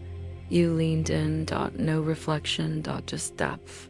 The longer you looked, the more you felt a kind of vertigo, not of falling, but of drifting. The window didn't open onto anything terrestrial. It opened onto something else entirely, something designed to be looked at. You stepped back, logged the anomaly, quietly, flagged the timestamp, checked the surrounding walls for wiring, found none, ran your hand along the frame. It was cold, but not unnaturally so. Smooth, seamless. As if the window had grown into the wall, not been installed. You didn't mention it in the next team meeting, not because you were afraid, because you weren't sure it would still be there if you named it. But the next day, during a calibration sweep, the window remained, and the view had changed, not drastically, but noticeably. Now, the aurora-like bands moved more slowly, with deeper saturation. Faint geometric shapes drifted in the distance, far too slow to be orbiting bodies, too symmetrical to be natural. One of them resembled a ring, not spinning. Not moving. Just resting, suspended like a thought, unfinished. You checked again for exterior architecture. Nothing. Checked with external environmental feeds. No matching records. Sublevel 9 had no outside access, no cameras pointing inward, no sky to draw from, and yet the window remained. You brought a chair, just a simple folding one, placed a respectful 3 feet from the glass, and you sat, not to solve it. Just to see. The longer you sat, the more the world behind the glass began to feel familiar, not in memory, in intuition. You weren't looking through a window. You were looking into a pause, a space that had nothing to say, but everything to reflect. Eventually, you began logging the changes. View log, sublevel 9 south window, day 1, indeterminate soft light, no movement. Day 2, banding motion, geometric drift. Day 3, ring-shaped form, stillness. Day 4, pulse through upper left quadrant of pain faint, rhythmic. Corresponds with 2:19 a.m. base time. You didn't submit the log to command. Instead, you filed it with your own notes in a plain manila folder labeled simply Quiet Observations. And every shift thereafter, you made time for a visit. 10 minutes. No more. Just long enough to notice, to remember. The window wasn't there for answers. It was there for witnessing.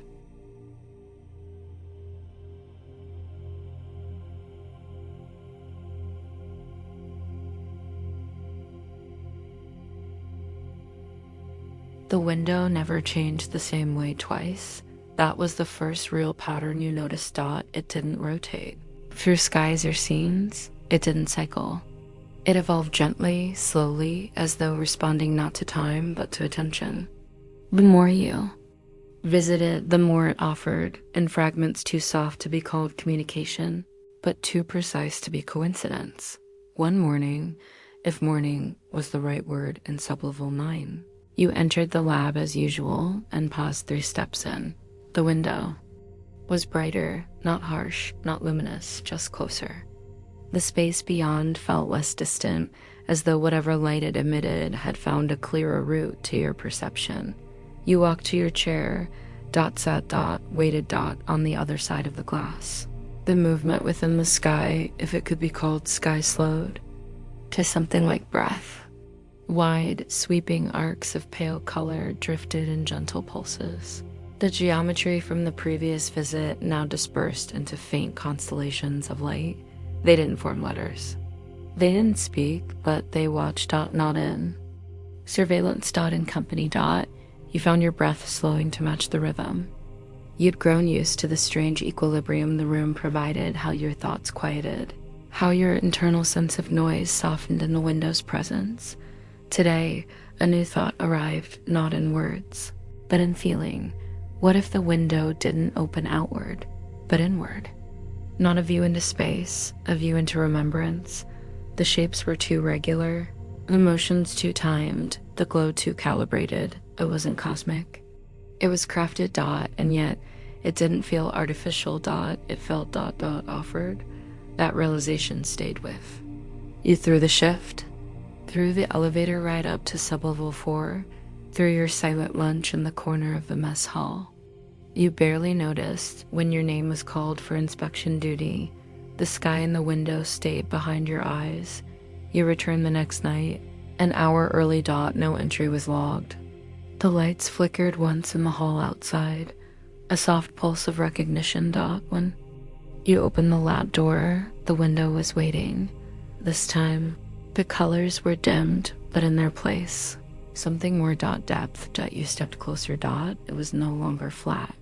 The view had layers, strata of motion, each one moving at a slightly different rhythm, like echoes of wind across water. There was a gentle distortion in the lower left corner, like heat shimmer or the edge of a memory coming into focus. You sat again, and this time, you brought something with you, a page from your notebook. You tore it out neatly, folded it twice, and wrote, "What are you?" Not as a demand, Dot, as a gift. You placed the note on the sill beneath the pane.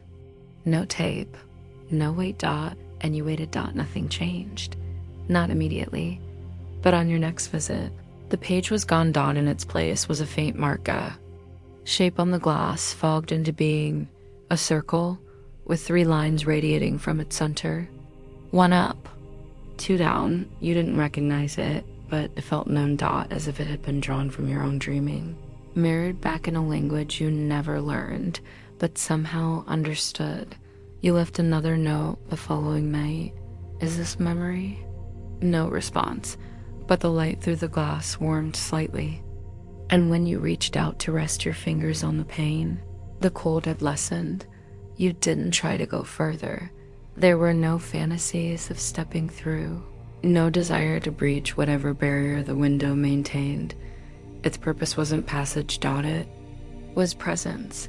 You added a new section to your log. Window interactions, nonverbal. Day 5, paper note removed. Day 6, mark appears non-random symbolic. Day 7, warmth shift localized, no external temp change. Day 8, emotional echo felt memory not linked to personal event. That last one stayed with you because on that visit, for the first time, you felt something through the window. Not a message, a memory Dot, not yours, but familiar, a sensation of stillness, of being held. As if someone or something on the other side remembered a moment you had never lived and offered it to you gently, like a dream shared between sleepers who never meet. You didn't speak of the window, not to anyone, but you began to wonder how many. Others had found it before you Dot. You began to suspect that the window's view changed because of the viewers, that its images weren't sent, but reflected Dot, not mirrors. Echoes Dot. Late one night, as you stood to leave, the light within the pane shifted again, fainter than ever. A dusk Dot, and for the briefest moment, in the space where the glow faded, you saw a silhouette, not clear, not human. Just a form, resting, waiting, facing you, and then it was gone. You stepped back Dot, not in fear Dot, in awe. Whatever lived behind the glass was not bound by space or story Dot. It was listening Dot, and now, so were you. There came a night when the window no longer showed anything at all Dot, no movement. No glow. No layered depths dot, just black, still complete, and utterly silent, but it didn't feel empty dot, if anything. It felt fuller than ever, like the pause between two pages in a story not yet finished. The kind of silence that follows understanding. Not confusion. A silence that knows it has been seen.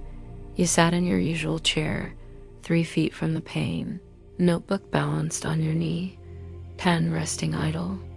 No notes were written that night dot, you simply watched, and the blackness watched back dot.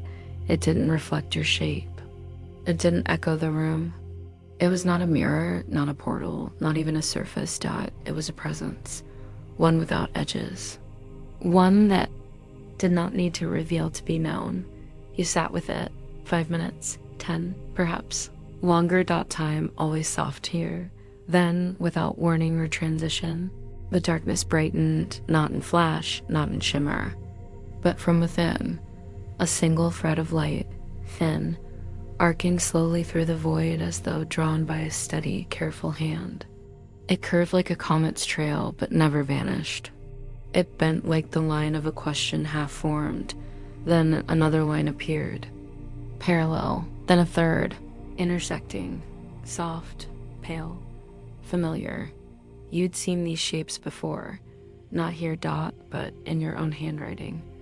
On the page you'd left, folded beneath the window weeks ago dot, and suddenly the shape reformed in your memory. Not a symbol, not a map, a signature, not of a person, of a moment. The moment you first understood.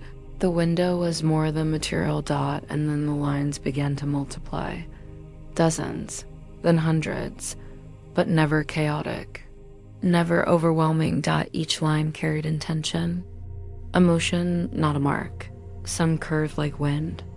Others coiled like thread. Some intersected in triangles, forming silent constellations. They glowed faintly soft hues of copper, amber, soft steel, lavender. You watched as the patterns shifted, reformed, dissolved dot, and then at the center of the pane, a single shape. Crystallized dot, a circle, 3 lines, just like before, but now it pulsed dot, once dot, then again. A slow rhythm, echoing a breath you hadn't realized you were holding. And then something else. You felt seen dot, not exposed, not studied.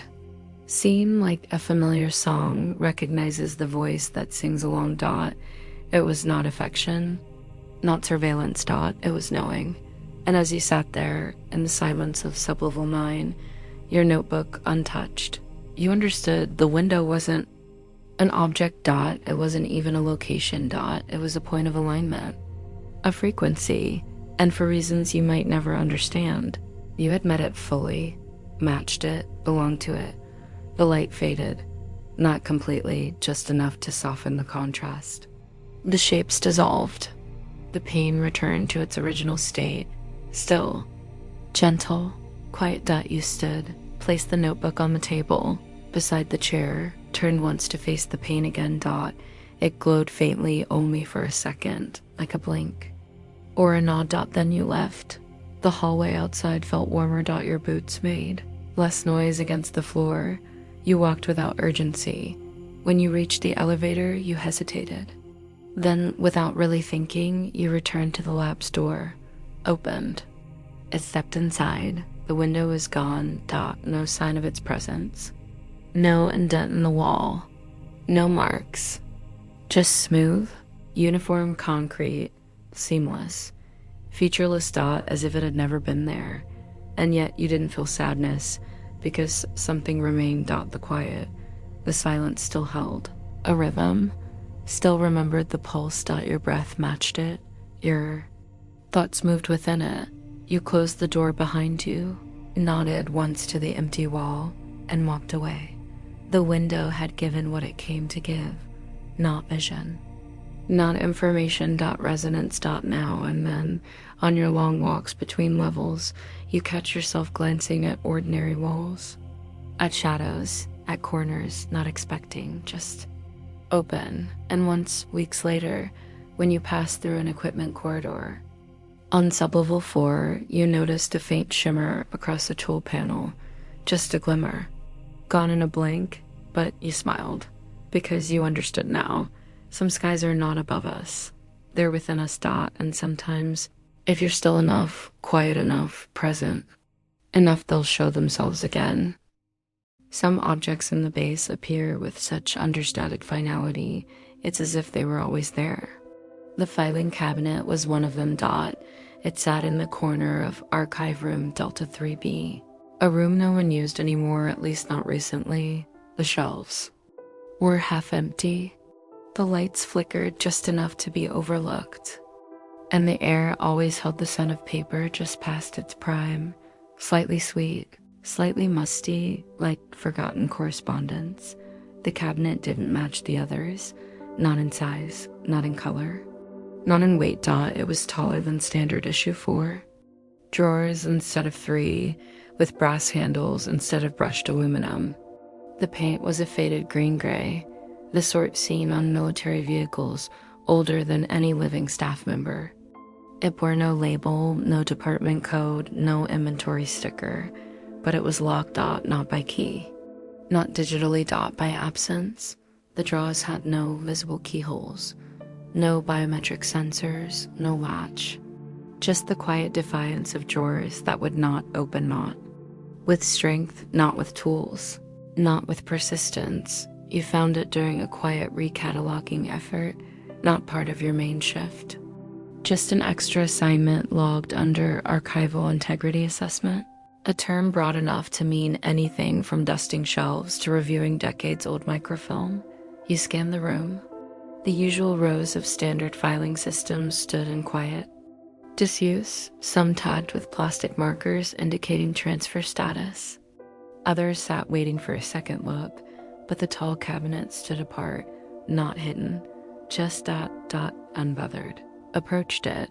The floor creaked softly beneath your boots, not with disrepair, but with memory. You reached for the top drawer.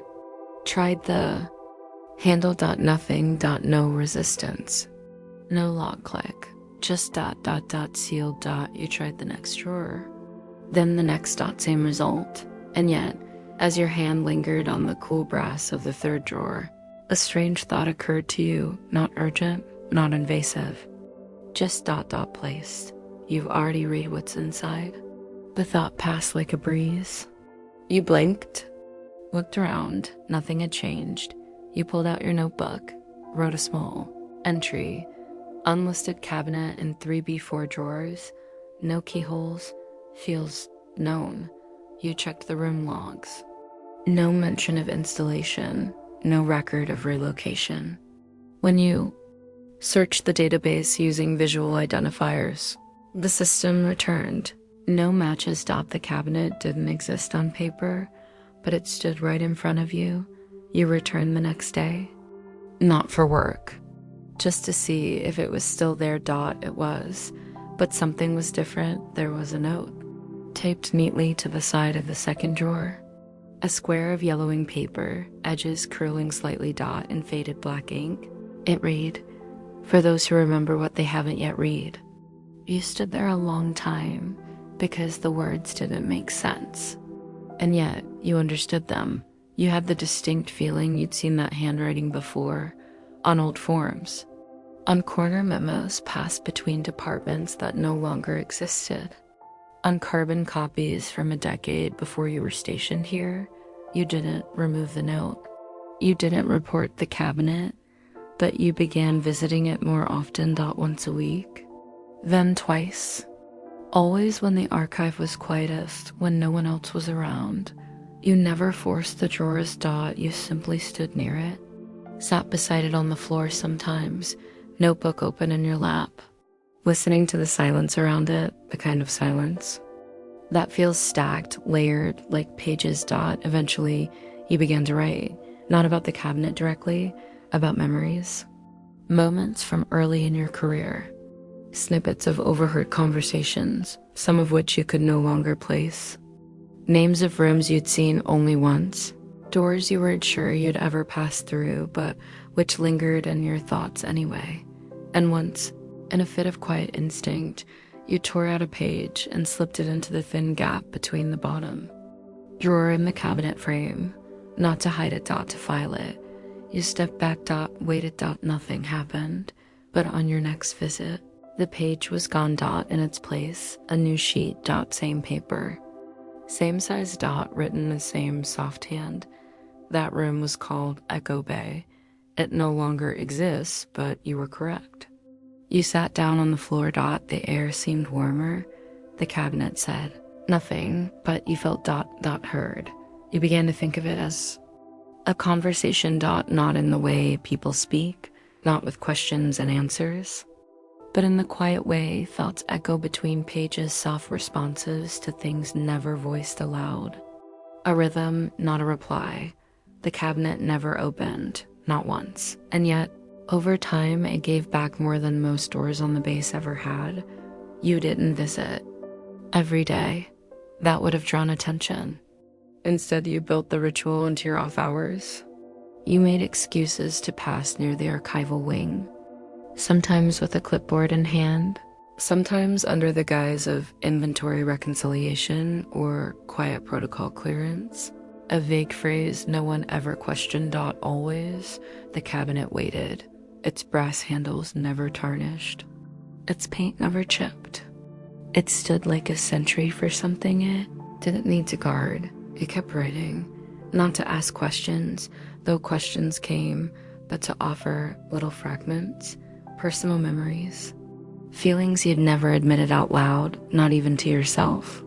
A dream from your third night on base, endless stairs and a door with wind behind it.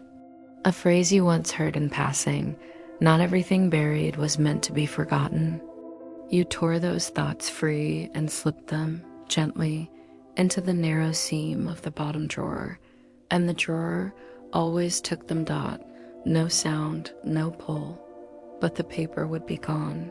By your next visit, sometimes in its place, another note appeared. In that same faint, steady hand, never urgent, never instructional, just placed your dream echoes section theta. That wing no longer connects. The phrase was originally written on a plaque outside the containment atrium. The plaque is missing now. Some things we remember before we encounter them. That is not an error. Each note felt less like an answer and more like a continuation, a confirmation of a rhythm already shared. You tried once to leave behind something different, a small item, a silver paper clip from your desk bent into a tiny spiral, a habit you'd had since childhood.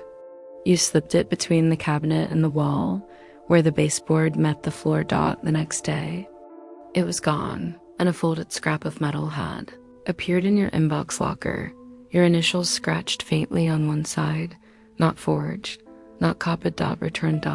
That changed.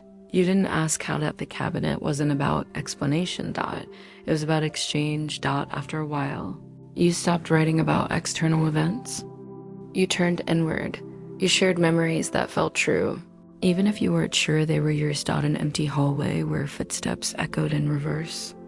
A name you remembered only when you heard it spoken by no one. A song you couldn't hum until you stood in front of the cabinet's third drawer.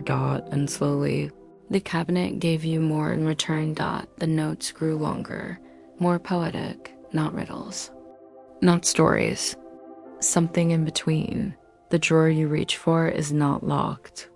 You are simply not ready to remember what you already know. Not all departments disappear when closed. Some continue in silence, serving quieter functions. You were meant to notice this. You always were. You began to wonder if the cabinet was a piece of the base that had been forgotten so deeply it became something else entirely. A relic of memory shaped into furniture. Not designed for use, but for presence. And the room itself, the whole of Archive Delta 3 that grew quieter around it, more intentional. You noticed, eventually, that the air vent above the cabinet no longer cycled. That the overhead light above the cabinet never flickered. Even when others dimmed, the space around it had stabilized. it had become a point of stillness. One evening, when your shift stretched longer than expected and most of the base had gone to sleep, you found yourself standing in front of it again, hands in your coat pockets, breath slow. With silence humming like a familiar lullaby, you pulled out a sheet of paper. Blank Dot stared at it for a long while, then wrote, "Was this ever your memory too?" You folded the paper and slipped it into the bottom drawer seam. This time, you waited, sat on the floor, leaned your back against the cool wall. The room felt thick with a kind of warmth that wasn't heat, just dot, dot, dot. Held presence dot, and then just. As your eyelids began to droop, the faintest sound reached you. A click, not loud. Not sharp dot, just the gentle shift of a latch disengaging. Somewhere deep within the frame, you sat up slowly. The bottom drawer hadn't opened, but something had changed. Single sheet of old paper had slid partway out from the second. Draw one you had never touched. You reached for it gently, unfolded it. The handwriting was different, sharper, older. A little unsteady dot, it read, "I was here before this was a cabinet. And I will be hereafter. We keep what needs remembering." The air held still around you, Dot, and in that moment you didn't just feel seen, you felt joined. The next time you visited, the cabinet was humming.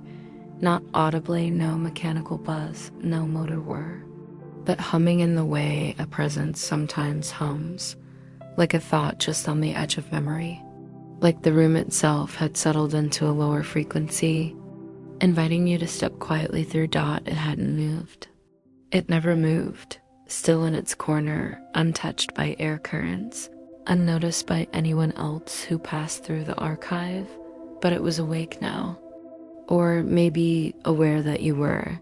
You sat down as you always did now, not out of ritual, not even curiosity anymore, but familiarity. You didn't think of the cabinet as a puzzle. It wasn't something to solve or explain. It was something to share time with. Dot, and tonight, it shared something new. Dot, the second drawer, the one that had slid that old note halfway out, was now slightly ajar, just the finger's width. Dot, no sound, no motion, but it was open. You approached slowly, not out of fear. Out of respect. Dot, it didn't feel like an invitation. It felt like permission. You knelt, gently touched the cool brass handle, pulled. The drawer opened with no resistance. Dot, inside, folders, dozens, maybe more, all unmarked. The folders were aged but preserved soft, cottony paper with an almost fabric-like weave, some slightly yellowed. At the edges, each one sealed with a brass fastener, closed but not locked. You pulled one gently from the top of the stack, opened it, and paused. Out inside, a single sheet of paper, typed in a monospace font.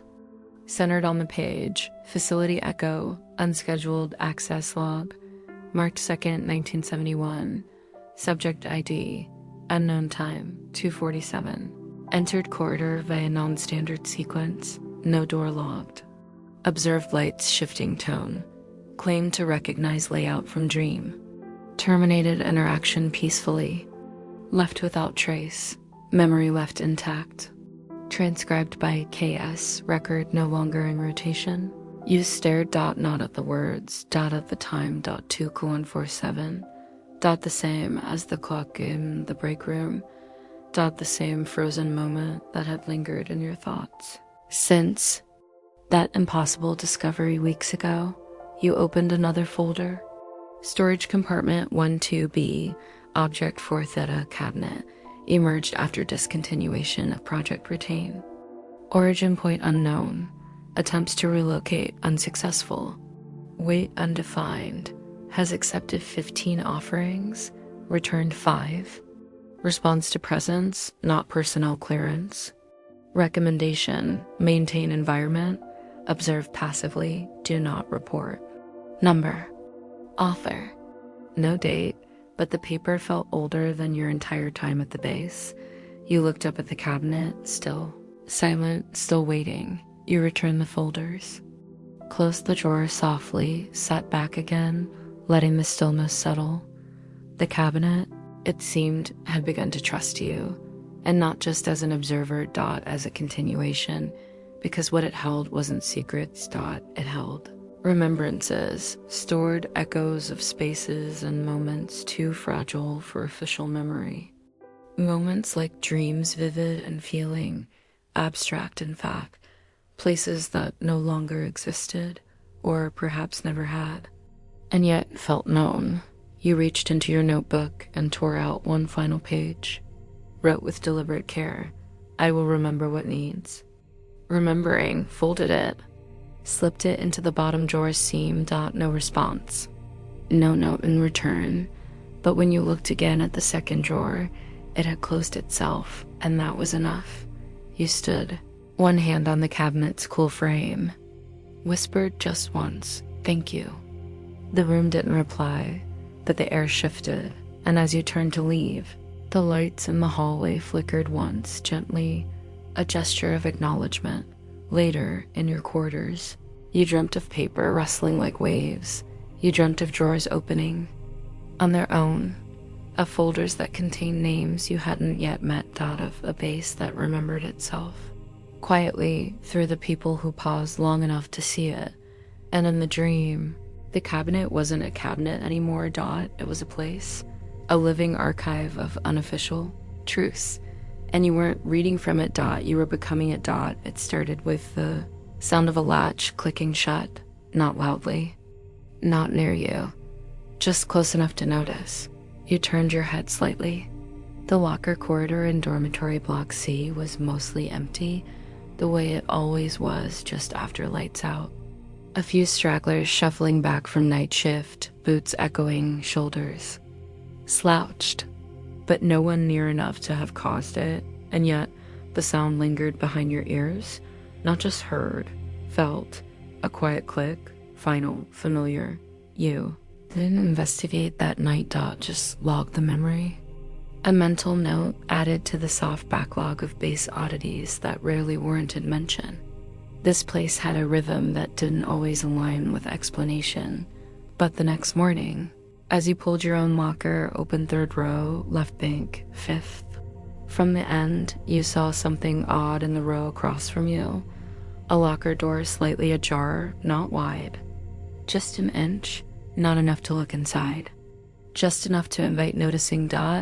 It wasn't unusual for lockers to be left open. Sometimes people forgot. Sometimes they meant to return. But this one was different. No nameplate, no assigned number. No sign of use, no record. You stepped closer. The paint on the metal was just slightly darker than the others. Not obvious, but once you saw it, it didn't unsee. A muted gray-green, like old hospital walls or the kind of filing cabinets they stopped making 30 years ago. You touched the edge of the door. Cool, smooth. You looked over your shoulder, empty corridor, save for the soft hum of overhead fluorescents and the faint buzz of old electrical lines in the walls. You opened it and sighed. Nothing. No boots. No uniform. No personal items. Just a single folded slip of paper resting on the shelf. Your name written on it. Not typed. Written. In careful script. Ink slightly faded. The handwriting was unfamiliar, but the pressure of it, the weight of the strokes felt personal. Like someone who knew how you thought had tried to put that knowing into letters. You unfolded the paper. 7 words. Centered. You remember more than you believe you do. That was all. You read it 3 times. Then folded it again. Slipped it into your pocket. You looked inside the locker again. Still empty. You touched the back wall. Smooth. Metal. Tapped it. Hollow. You checked for any secondary compartment. Any seam, nothing. Still, the moment sat differently inside you because you had remembered something. A dream. Or maybe not a dream. A place from early in your assignment. A corridor you couldn't find again. A locker you couldn't open. And a voice faint just beyond the range of clarity saying your name, like a memory trying to call you back. closed the locker gently. It clicked into place with the same sound you'd heard the night before, the sound that had started everything. You checked with admin later that day, asked if a new locker had been assigned to your name, claimed you thought it might have been a mistake. The officer pulled up the inventory. Nothing. Your assigned unit was unchanged. No new entries. No surplus. No records of unassigned lockers either. And yet the next night it was there again. Unlocked. Waiting. And this time the note was different. Still folded. Still resting on the shelf. But now it read, Locker 512, Echo Sublevel. You've seen it before. There was no Locker 512, not on the dormitory levels. Not in the Echo Sublevel, at least not listed, but the number rang a bell. You returned to your room, dug through old field notes, even older logs, and found it. An equipment manifest from your second week on base. One of those long, tedious data sweeps no one double-checked. Line 38, 512. Containment locker, Echo Cell status. Archived, no access assigned. You stared at it. Archive.unassignet. Still logged. You hadn't noticed it before, but now you couldn't unsee it. The locker that wasn't yours had led you here, and it knew your name. The Echo Sublevel always felt colder than the others, not in temperature. Climate control ran consistent throughout the facility, but in presence and attention, the kind of space you passed through only when you had to and never without noticing. How the light seemed just a little too slow to respond. How the walls held silence like they were saving it for something you hadn't been down here in weeks, maybe months. The stairs leading into Echo were unmarked now. An old regulation sign had been removed, only the outline of its adhesive left behind. The handrail was cool to the touch, dusted faintly despite regular cleaning rotations. You walked with deliberate pace. No one stopped you. No one else passed. The hum of the overhead bulbs felt dampened somehow, like sound didn't quite travel. Right down here, it settled instead. Rested in the corners, halfway down the corridor, you spotted it. Locker 512. Off to the right, where no locker should have been, just a single unit. Set into the concrete, no label plate, no number on the outside, but your steps slowed anyway, because you knew, even before you reached it, your hand already recognized the size of the handle, the subtle groove along the edge, the way it would feel cool against your palm, but not sharp. You opened it. Inside, not darkness, not tools, a folder, a map, a photo, and another note. You picked it up last. The handwriting matched the earlier notes, still curved, still steady. It read, not everything in storage was meant to be forgotten. You unfolded the map. Old, worn, a schematic of the base from before you arrived, before most of the current infrastructure was built, marked in red ink, a corridor that no longer existed. One level down, through what was now marked, structurally sealed, a hallway once called Observation Wing D. You looked again at the folder, inside documents, personal files, not complete. Names struck out, lines of text redacted. 1. Page loose, paper soft with age. Testing of residual object memory yielded consistent echoes at 247. Phenomenon is non-repeatable but persists across unrelated personnel. Primary object is passive, emotional resonance variable by subject. Proximity. Recommend continued quiet placement. You set the papers down, picked up the photo, grainy. Black and white. It showed a corridor same width as the one outside, but with an added wall of lockers along one side. Your eyes scanned it. Wrote up froze. Third from the end. Locker 512. Clear as day. Same dent along the top corner. Same soft line of wear where the paint had thinned just slightly from years of quiet contact. You held the photo closer, the figure standing beside it, your uniform, your posture. But older, you stared at the image. It wasn't fear that took hold. It was recognition. You knew that stance. The angle of the boots, even the way the left shoulder slouched slightly from a long-heeled sprain. You never locked out the figure was you, or a version of you. You returned the photo to the shelf. Sat on the concrete floor, notebook open in your lap, wrote. Not because you needed to, but because the moment asked you to join it. You jotted a simple line. How long have I been returning to this? No answer, but the locker's light, soft, cool, constant, seemed to grow warmer. Like a nod. A small wind moved down the corridor, but nothing stirred. And as you sat there, a memory surfaced, one you couldn't place, of a moment spent in front of a locker, quiet, at ease. As though you had been here before, perhaps many times, perhaps always.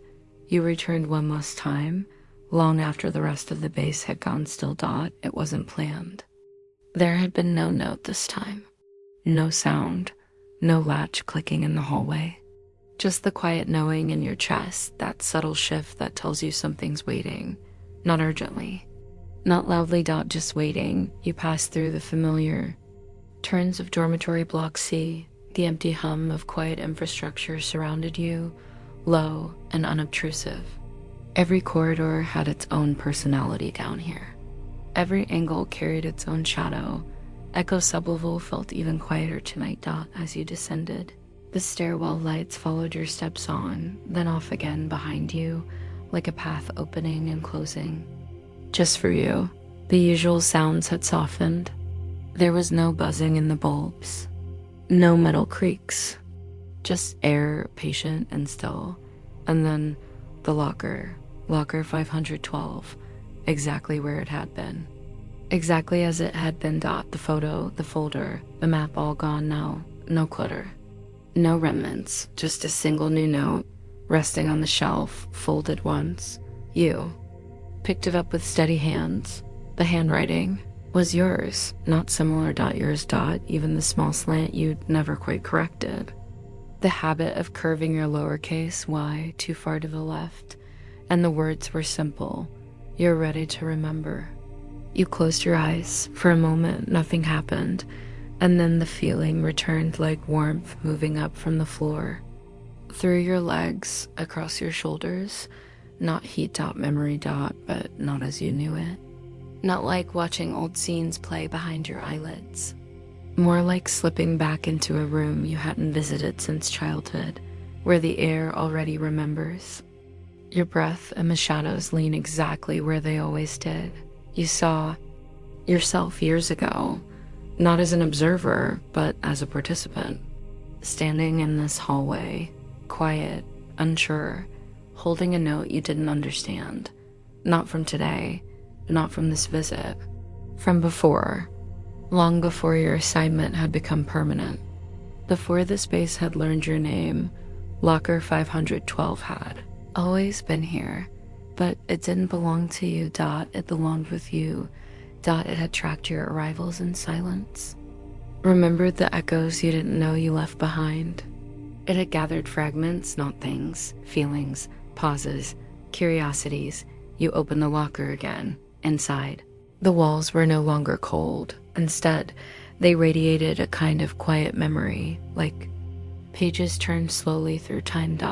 And at the back, barely visible, now was an inscription scratched faintly into the metal, not fresh, not new, but old. Older than your assignment, older than your understanding. It read, some lockers store objects.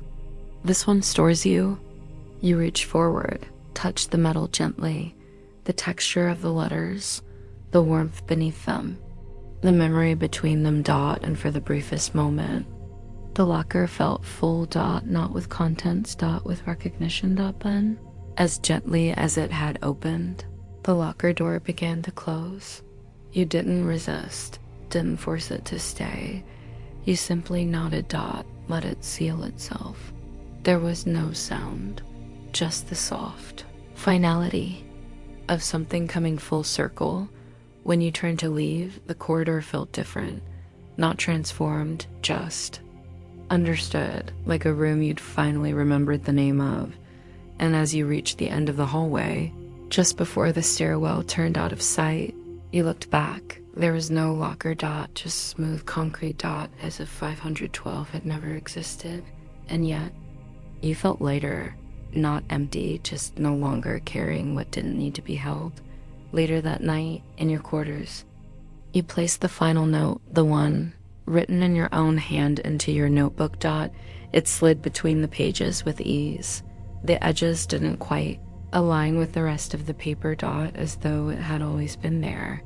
And perhaps it had, because some lockers don't store gear, they store remembrance dot, and sometimes, if you listen closely, they remind you that your story has been unfolding longer than you knew. The television in Rec Room 4A was never supposed to be plugged in dot. It sat tucked in the far corner, behind the older chairs and the snack machine, with the out of order sign taped across its front for at least 6 years. The unit was a bulky, thin cathode ray, the kind that gave off a soft click when powered on and a smell like warm plastic and static. Everyone assumed it didn't work. Everyone ignored it. The base had upgraded its entertainment systems years ago. Central screens, digital access, standard issue programming schedules controlled from admin. Rec Room 4A had been excluded from the update, mostly because no one used it. It was a holdover from a prior era, a corner of the building that existed more out of structural inertia than purpose. But someone had turned the old TV on dot. It was a Tuesday when you noticed it. You weren't supposed to be in Rec 4A, not really. You were just walking the long way around from Module F to avoid a routine maintenance team waxing the main corridor. The route led past a handful of older doors, all marked for non-essential staff use, and one of them slightly ajar lit. Out of faint light dot, flickering dot, rhythmic dot, television light, and a sound thin, distant, familiar in tone, not in content dot. You pushed the door open the rest of the way. It didn't creak. It didn't resist. The kind of door that had been opened and closed 1,000 times, even if you couldn't remember the last time you'd seen someone use it. The room was dim. Fluorescence overhead, only one working. Dust settled into the grooves of the carpet like it had taken up residence. 2 plastic chairs faced the screen, one of them slightly askew, the other tucked in close. The television screen glowed. Not brightly, but steadily. A broadcast was playing, black and white. Soft static around the edges. The picture slightly off-center, as if the tuning wasn't quite right. You stepped closer. The show had no introduction. No title. Just a mid-scene conversation between 2 figures sitting on a bench beside a large circular fountain. The picture panned slowly as one figure handed the other what looked like a letter.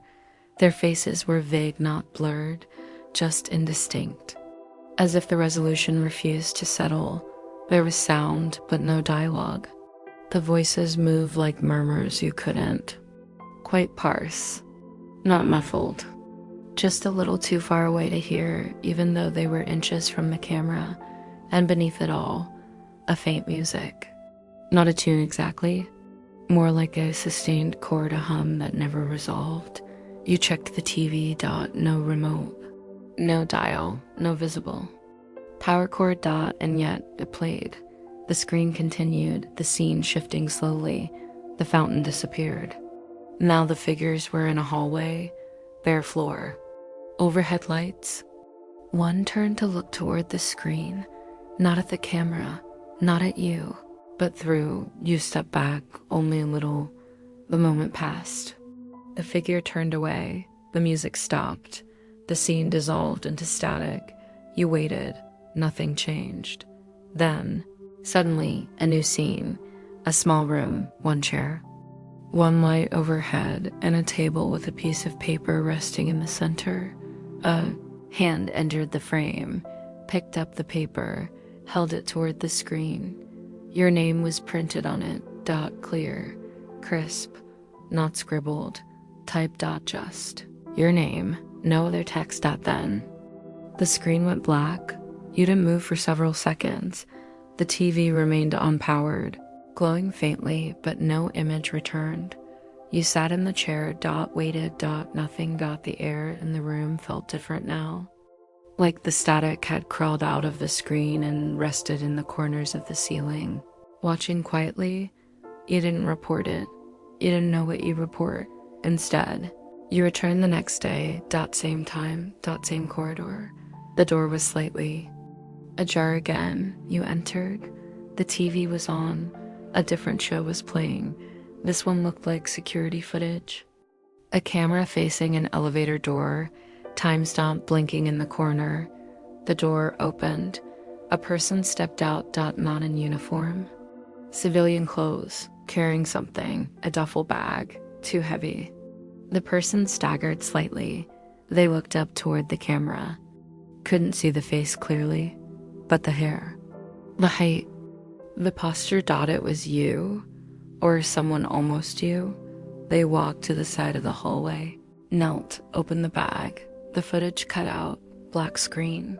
Then white text appeared. Do you remember the bag? You didn't. Not in words, but something in the back of your memory shifted. A heaviness. A pull. The sound of a zipper in a quiet hallway. Your hands gripping canvas. You left the room quickly. Didn't tell anyone. Didn't even write it down in your notes. Just. Carried it. That night, you dreamed of corridors that led to rooms that weren't on any map. Corridors that echoed like television static. Rooms lit by screens with no buttons, no plugs. In the dream, you weren't watching the shows. You were in them. And you always looked like you were just about to turn toward the screen, but never did. You returned the next evening with deliberate quiet. Not stealth, not fear. Just a sense of maintaining the atmosphere, like stepping back into a theater where the show had already begun and the story would only continue if the room remained undisturbed. Rec. Room 4A hadn't changed. Same flickering light. Same smell of warmed plastic and furniture polish so old it had become a part of the carpet. The television hummed softly in the corner, not beckoning but present, like a sleeping dog that opened one eye only when it heard your steps. You took the same chair as before. The screen was already active. This time a new program. Different texture, but the same. Absence of context. A train platform softly lit from above. No signage, no destination board. A figure in uniform stood alone near a rusted column. Not your uniform, but something similar in posture. They looked toward the track, then away. The image cut between angles, long shots, close-ups, as if an unseen director had chosen each moment without telling you why. Then static. A voice spoke, not clearly, but louder than before. Still distant, still underwater. Still just out of reach. But it said your name, not with urgency. With recognition. You froze, trying to parse the syllables. Replayed them mentally, over and over. Your name, said as though by someone who had waited a long time to remember it. Then the screen shifted again. Now, a room. A desk. A file opened beneath an overhead light. Type pages. A photo clipped to the top right. And there, in the photo again, was you, or someone so much like you that your thoughts didn't bother to argue the difference. This version wore a lab coat, smiled faintly, eyes unfocused. The file below flickered.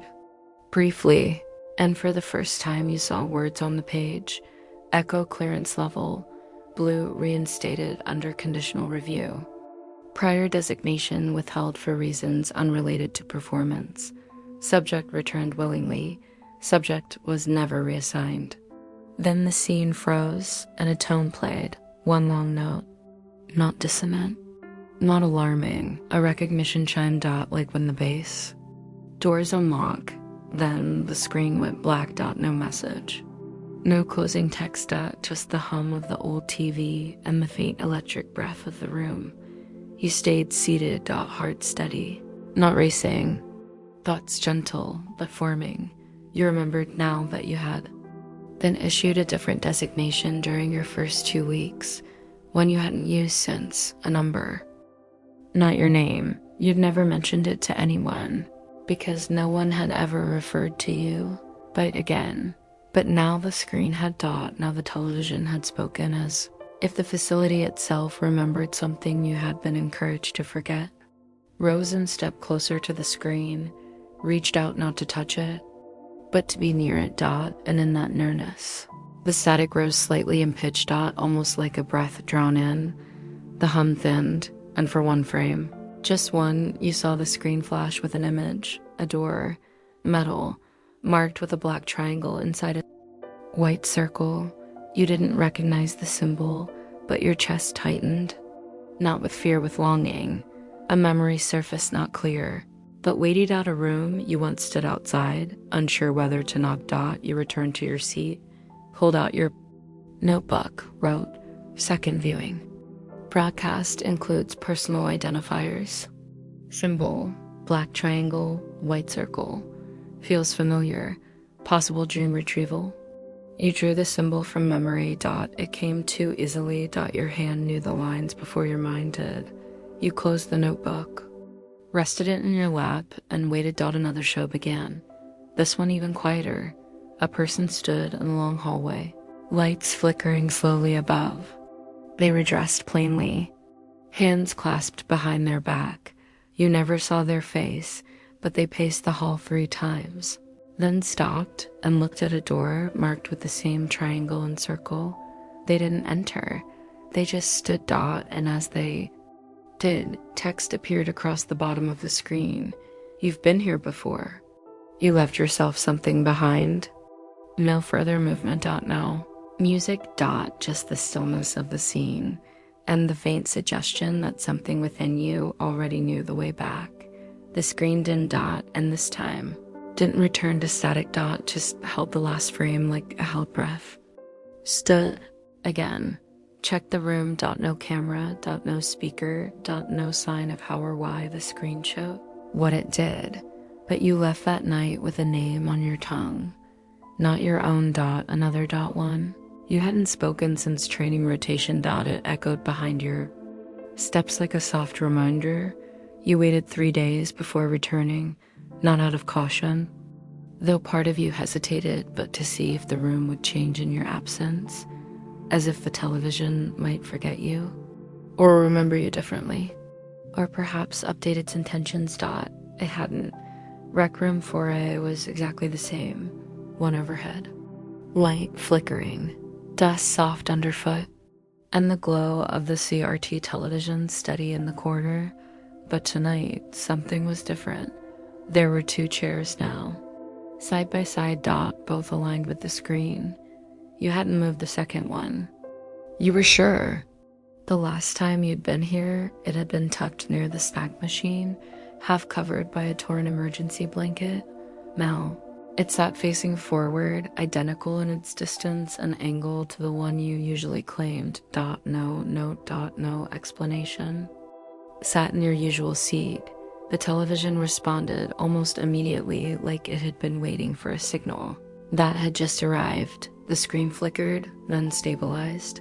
A long gray corridor appeared dot. It was familiar dot, echo sublevel, but not as it is now, not as you've seen it. The lights were warmer, casting long shadows against the polished concrete. The door frames were smoother, and the signage used an older font cleaner, serifed, with spacing between the letters like on vintage lab equipment dot, and then movement. A figure walked into frame, wearing your uniform, but younger dot, younger than you remember ever being here. They stopped at a door. One marked observation 3. Though the sign had been mostly scrubbed away, they reached into a coat pocket, pulled out a folded piece of paper. They read it. Then, without turning, slipped the paper into a narrow gap along the baseboard of the wall. Exactly. Like you had once done, and that was when it Click dot, these weren't just scenes, they were recordings. Not of events you'd watched, of moments you had. Experienced, replayed, rearranged, retold through a layer of memory not quite your own. You looked again at the screen. Now, a blank hallway, dim still. Then, slowly, text appeared in the center of the screen, as if typed one key at a time. You've always been watching. Then below, but only now are you seeing. The screen held there. You sat still, breathed evenly. Dot. In the next moment, the image changed again. A familiar rec room. This room. Dot. From above. A wide angle like a ceiling camera had captured it long ago. And the chairs. Two people. Dot. One was you. The other not quite visible, slightly turned away. Their face obscured in shadow, but their posture mirrored yours. Their stillness was yours. Dot. And as the tape played, the second person turned just slightly and said something. The audio was missing. No sound, but the shape of their lips was clear. They said your name, then again. Your name. You leaned forward. The television responded by flickering sharply, then smoothing out. Now, a plain white screen, then text. The rec room is not for rest. It is for recall, not entertainment, not distraction. You came here to remember what cannot be logged. Another pause, then, the images you see are not stored here. They are stored in you. The static grew slightly louder, only to dissolve back into silence. You sat in the stillness, let it settle. Dot. And when the screen faded back to black, you did not move. Dot. Not for minutes. Maybe longer.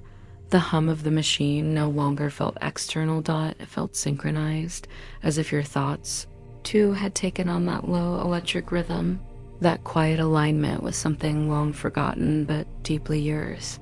You stood slowly. This time, you turned your chair so it faced away from the screen. Dot. An old habit from years ago, how personnel used to signal they were done with the broadcast. You hadn't done it since your early days. Dot. As you stepped out of the room, you glanced once over your shoulder. The second chair was empty, but it hadn't been. And somehow, you knew it never truly would be again. The door closed behind you without a sound that night in your quarters. You didn't dream. You replayed. Dot. Images flickered behind your eyes, rooms you hadn't entered in years. Faces you'd forgotten before they'd faded. Words you'd spoken only once. A file you'd never seen, but somehow understood. The base didn't need archives, not when it had you. And somewhere, on a frequency you couldn't name, the rec room was still glowing, waiting quietly. There was a vending machine at the end of Corridor 5 South that didn't accept coins, or bills, or cards. It was the old kind, the kind with physical levers and mechanical buttons. Metal spiral racks held snacks that hadn't existed on the base in years. Yellowing plastic labels promised items like crisp wafers and salt biscuits. And beneath the glass, the faint layer of dust was interrupted by only one thing. A blinking red light beside the number 317. The first time you noticed it, you were on your way back from an extended shift in logistics. The rest of the base had quieted. The corridor was empty. You had taken the long route back to quarters, not for any particular reason.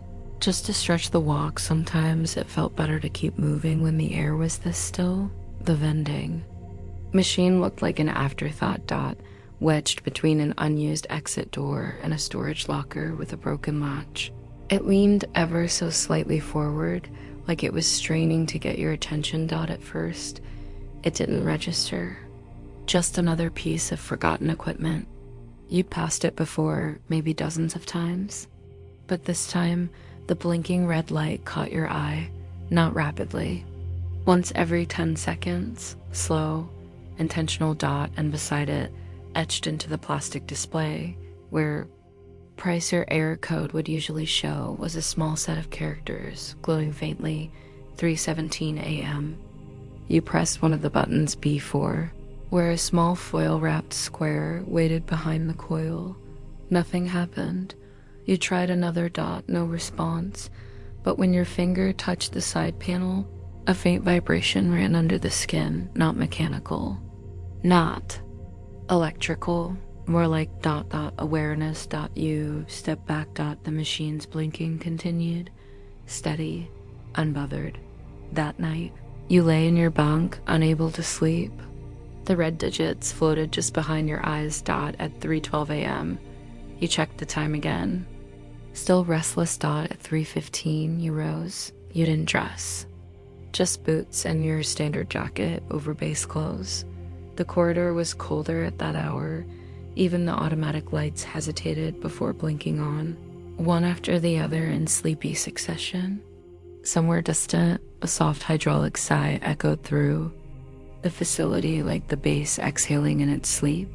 You arrived at the machine at 3:16. The red light blinked. Paused dot then. As the final second ticked to 3:17, a low click sounded from inside the machine. A button on the keypad lit up. D2 dot nothing else dot no beeps. No prompt, just one slot, one option. You pressed D2 dot, the metal spiral rotated once, perfectly smooth. A small object fell into the tray. Not a snack. Not anything wrapped in foil dot. You reached in dot. It was a folded sheet of lined paper, aged and worn soft at the creases. You unfolded it slowly dot at the top, written in black ink. To whoever finds this, IT was. Never about the snacks. You read it twice. Then again, beneath the sentence, a diagram hand-drawn. A layout of a hallway, arrows, 3 doors marked with simple labels. Access A, Exit B, Stairwell C. And in the corner, a time, 3:24 a.m. You looked at your watch, 3:18. There were no instructions. No signatures. No indication of when the message had been written, but something told you to go. The corridor mapped on the paper matched the one near. Storage deck 2, a rarely used wing, sealed off most of the time for low rotation environmental compliance. Whatever that meant. You passed it daily, but never entered dot at 3:21. You reached the entrance dot at 3:24. You arrived at the door marked Stairwell C. It was unlocked out inside, a small landing. Dusty, undisturbed dot, but on the step just below the door. Folded carefully was another note dot, this one smaller. Like it had been left for a specific hand to find. You picked it up dot, it simply read, "You've done this before. It always begins with hunger." A slow shiver climbed up your spine dot, not fear dot, familiarity dot, you remembered once. Early in your assignment, waking in the middle of the night with a craving you couldn't name. You remembered wandering the base in slippers, half asleep, searching for a machine you couldn't quite place. Now, the memory returned in sharper detail, and you realized this was that hallway. You had been here before, and you had found something then, too. But what? The memory refused to return fully dot. It hovered at the edges, visible, but not graspable. You turned and made your way back to the vending machine dot. It was silent now dot, no blinking light dot, no soft. The display was dark. You checked the buttons, pressed. D2 again dot, nothing dot, pressed others. Still nothing. But as you began to walk away, a soft clink sounded behind you. You turned. Inside the tray, another object dot this time. A wrapped item dot, foil dot. You picked it up. A small packet labeled in typewriter font. Salt. Biscuits. You opened it. Inside, 3 small round wafers. Pale and dry. You tasted one dot. It dissolved on your tongue with a strange, comforting warmth, like you'd eaten this before many times. Maybe as a child, maybe here. The sensation was soft, settling. Pocketed the remaining 2 and stepped into the corridor. Somewhere behind you, the machine clicked again dot, and for just a moment, you thought you saw a soft red glow at the edge of the display. Then darkness. The next morning, the vending machine was inert. You asked maintenance about it over coffee dot, no. One recalled seeing it in years dot. One tech swore it had been removed during the last remodel. But when you checked the records, there was no mention of it. Not installed, not removed, not even inventoried as though it had never existed. You returned again that night, waited in silence at exactly 3:17 a.m. The red light blinked on again. You waited that night without expectation, not with anticipation, not with fear, just the quiet awareness of a rhythm reemerging, like tuning a radio dial toward a frequency just beneath the surface of your thoughts. One you hadn't noticed until it started to speak back at exactly 3:17 a.m. The light blinked on no click. No fan, just the pulse dim red, perfectly timed. One blink, 10 seconds, another. The buttons were all dark except one, A3. Without hesitation, the spiral rotated with the same sound as the night before, soft, metallic, nearly nostalgic. A quiet mechanical certainty in a world full of guesswork. Something dropped. You reached into the tray. This time. Not paper, a key, small, brass, unlabeled, but tied to it with a fine cotton thread loop was a tag. Supply room 9B. You knew where that was. Or rather, you thought you did. The base maps only listed 8 main supply rooms.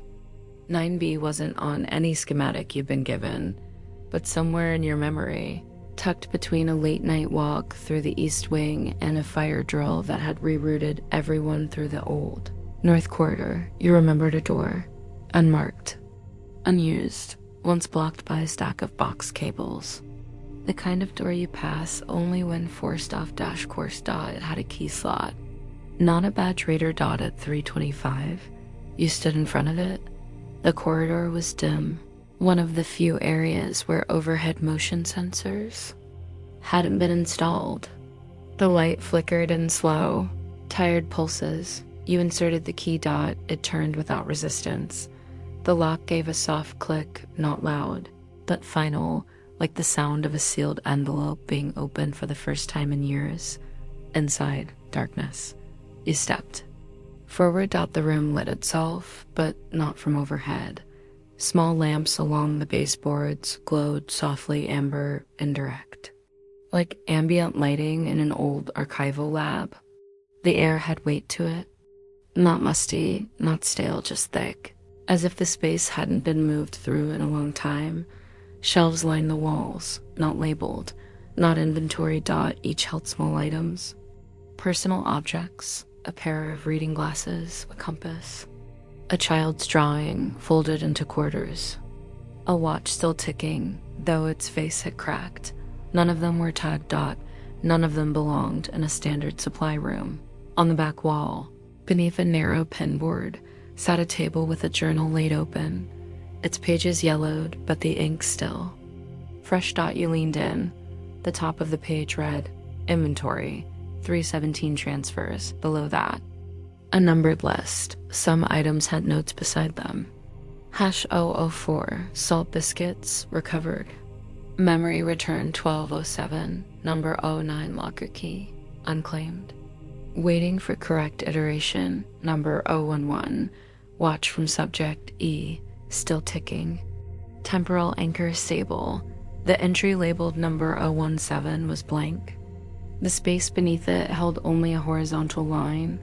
You flipped backward through the pages. Earlier logs, some with scribbled annotations, some with diagrams. One page, dated 20 years prior, read, "The machine is not a delivery system.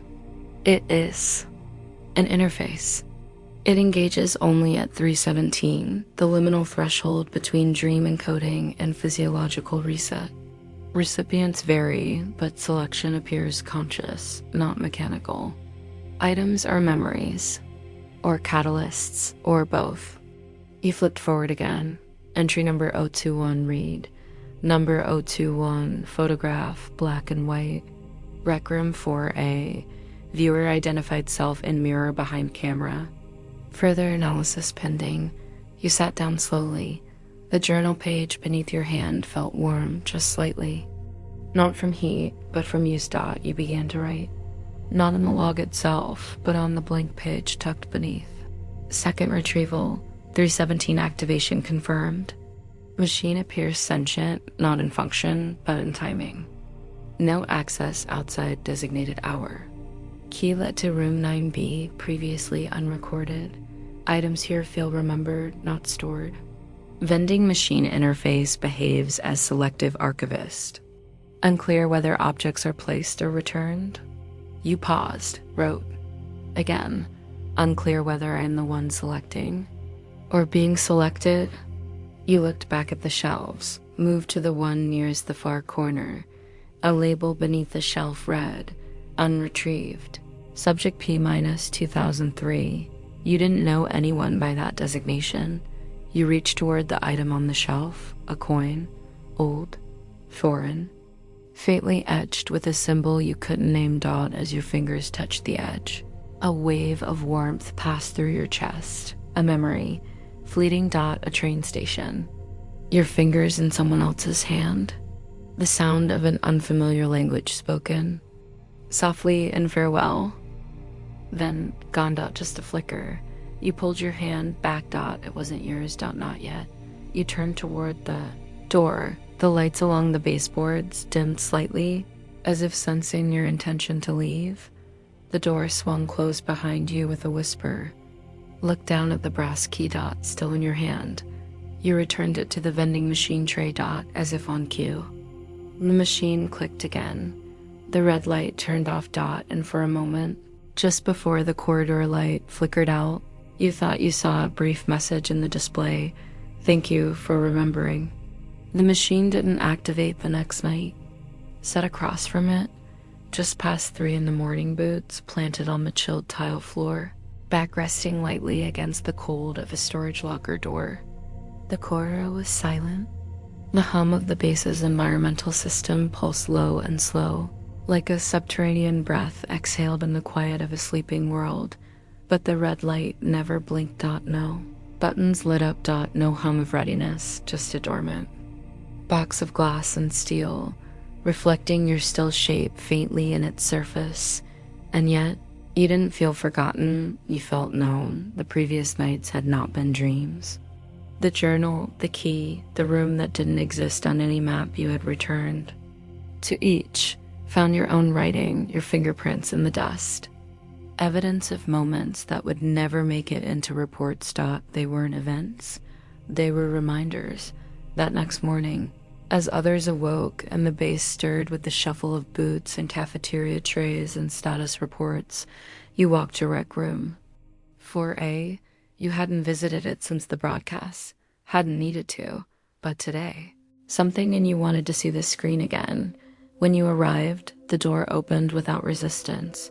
The room was the same. It always was. The light flickered overhead. The chairs still just two faced the screen with their backs at identical angles. Like a ritual frozen in place, but the television was off. Not unplugged. Not broken. Just quiet. You approached and sat in your usual seat. No static. No flicker. Only your own reflection in the dark screen. For a long while, you stayed like that, watching yourself sit still, as if waiting to see what memory might surface through the stillness. And then, very softly, almost imperceptibly, text began to appear across the screen, faint, white, as if written by typewriter. On old thermal paper, some machines deliver items, others deliver selves. You asked a question. The vending machine answered, not with snacks, not with things, with remnants. The text paused. You leaned slightly forward. The screen glowed faintly warmer, as if acknowledging your attention. More words appeared. 317 is not a time. It is a door, and below that, you've opened it. The screen then shifted briefly. An image flickered, a frame, a single still, the vending machine as seen from behind. Its casing pulled open. Inside, not snack racks, but rows of small drawers, non-electronics, but compartments, each labeled in handwriting. Some had names, some had symbols, some had nothing. Then, the screen dimmed again. You stood. left the room in silence. Later that night, as 3:17 approached, you returned again to corridor 5 south. The machine was already lit. Its red glow pulsed gently, not urgently. One button was illuminated. C5. You pressed it without thinking. Something dropped into the tray. You reached inside. Not a key, not a note, not a photograph, a cassette tape, clear plastic, labeled in pencil. Slog, echo room, recovered feed. You turned it in your hand. The tape inside was wound tight, the spools silent. You hadn't seen a working cassette player in years, but you knew one existed. You'd seen it once locked inside a box in admin archives, a leftover from analog surveillance review. It had a scratched case and a broken rewind button. It was never used. It was never logged. The machine blinked once. More. A final click sounded. And inside the tray, now resting where the tape had been, was a folded paper. You opened it. Final retrieval. What you hear is not a recording. It is a return. You pocketed the paper, held the tape carefully in your palm, and walked the silent hallway. Later that morning, hours after 3:17 had passed and the base had resumed its waking rhythm, you stepped into admin archives. With quiet certainty. No one questioned you. The box was right where you remembered. Inside the player, you inserted the tape. Pressed play. For a long moment, silence. Then a sound. Footsteps. Yours. A vending machine humming. A voice whispering your name. A door opening. Not heard. Remember. The player ticked on, and as the sound unfurled, so too did the memory of a night years ago. A version of yourself wandering the corridors after a power glitch had cut the base lights. You'd found the machine. You'd pressed the button. You'd retrieved something, but no one believed you. You had filed no report. You had forgotten. Until now. You sat there in the quiet, listening, and the voice, your own voice, barely above breath, spoke from the tape. If I find this, tell me to come back. Tell me to remember. It's not a machine. It's me. The tape clicked. Stopped. You held. It didn't rewind, didn't erase. Just placed it back into the box. And for the first time in a long while, you understood the vending machine didn't give you things. It gave you back to yourself. It was supposed to be a shortcut. The corridor between hydroponics, A, and the south pump maintenance and X wasn't on most people's internal map. It was narrow, dimly lit, and never used unless a particular environmental leak needed inspection. Even then, it was more of a footnote than a feature. A straight-line passage lined with rusting conduit panels and a floor. Just a shade too slanted to feel intentional, you first noticed the discrepancy during a shift. Reroute. One of the primary elevators was down for quarterly recalibration, and so your scheduled circuit pushed you through unfamiliar side halls. It was somewhere around 2:30 in the morning when you turned into the corridor, half distracted, half focused on the hum of your headset. The walk felt long, not unusually so, just subtly stretched. Your boots struck concrete in quiet rhythm. 16 steps. Then 32. The lights flickered in sequence, one every 10 paces. That detail stood out. It shouldn't have. You checked your wristpad's motion log. The corridor spanned approximately 48 meters. But your log registered 62.3. You dismissed it as a glitch until the return. You walked back through the corridor, same direction, same route, but this time, the lights blinked all at once. Not in sequence, and it only took 39 steps. Wristpad said 47.1 meters. You hadn't taken a detour, hadn't paused, hadn't changed pace. You stood just beyond the end of the corridor, eyes narrowing, glance behind you. The corridor looked unchanged. Same. Scuffed metal panels, same flickering tube lights. But something was off. You looked at your boots. The dust on your right sole had a thin line drawn through it, like something had scraped beneath your foot mid-step. That night, you marked it in. Your log, South Corridor, Discrepancy in return distance. Subjective time also altered. Felt longer going, shorter coming back. Possible low-grade magnetic interference.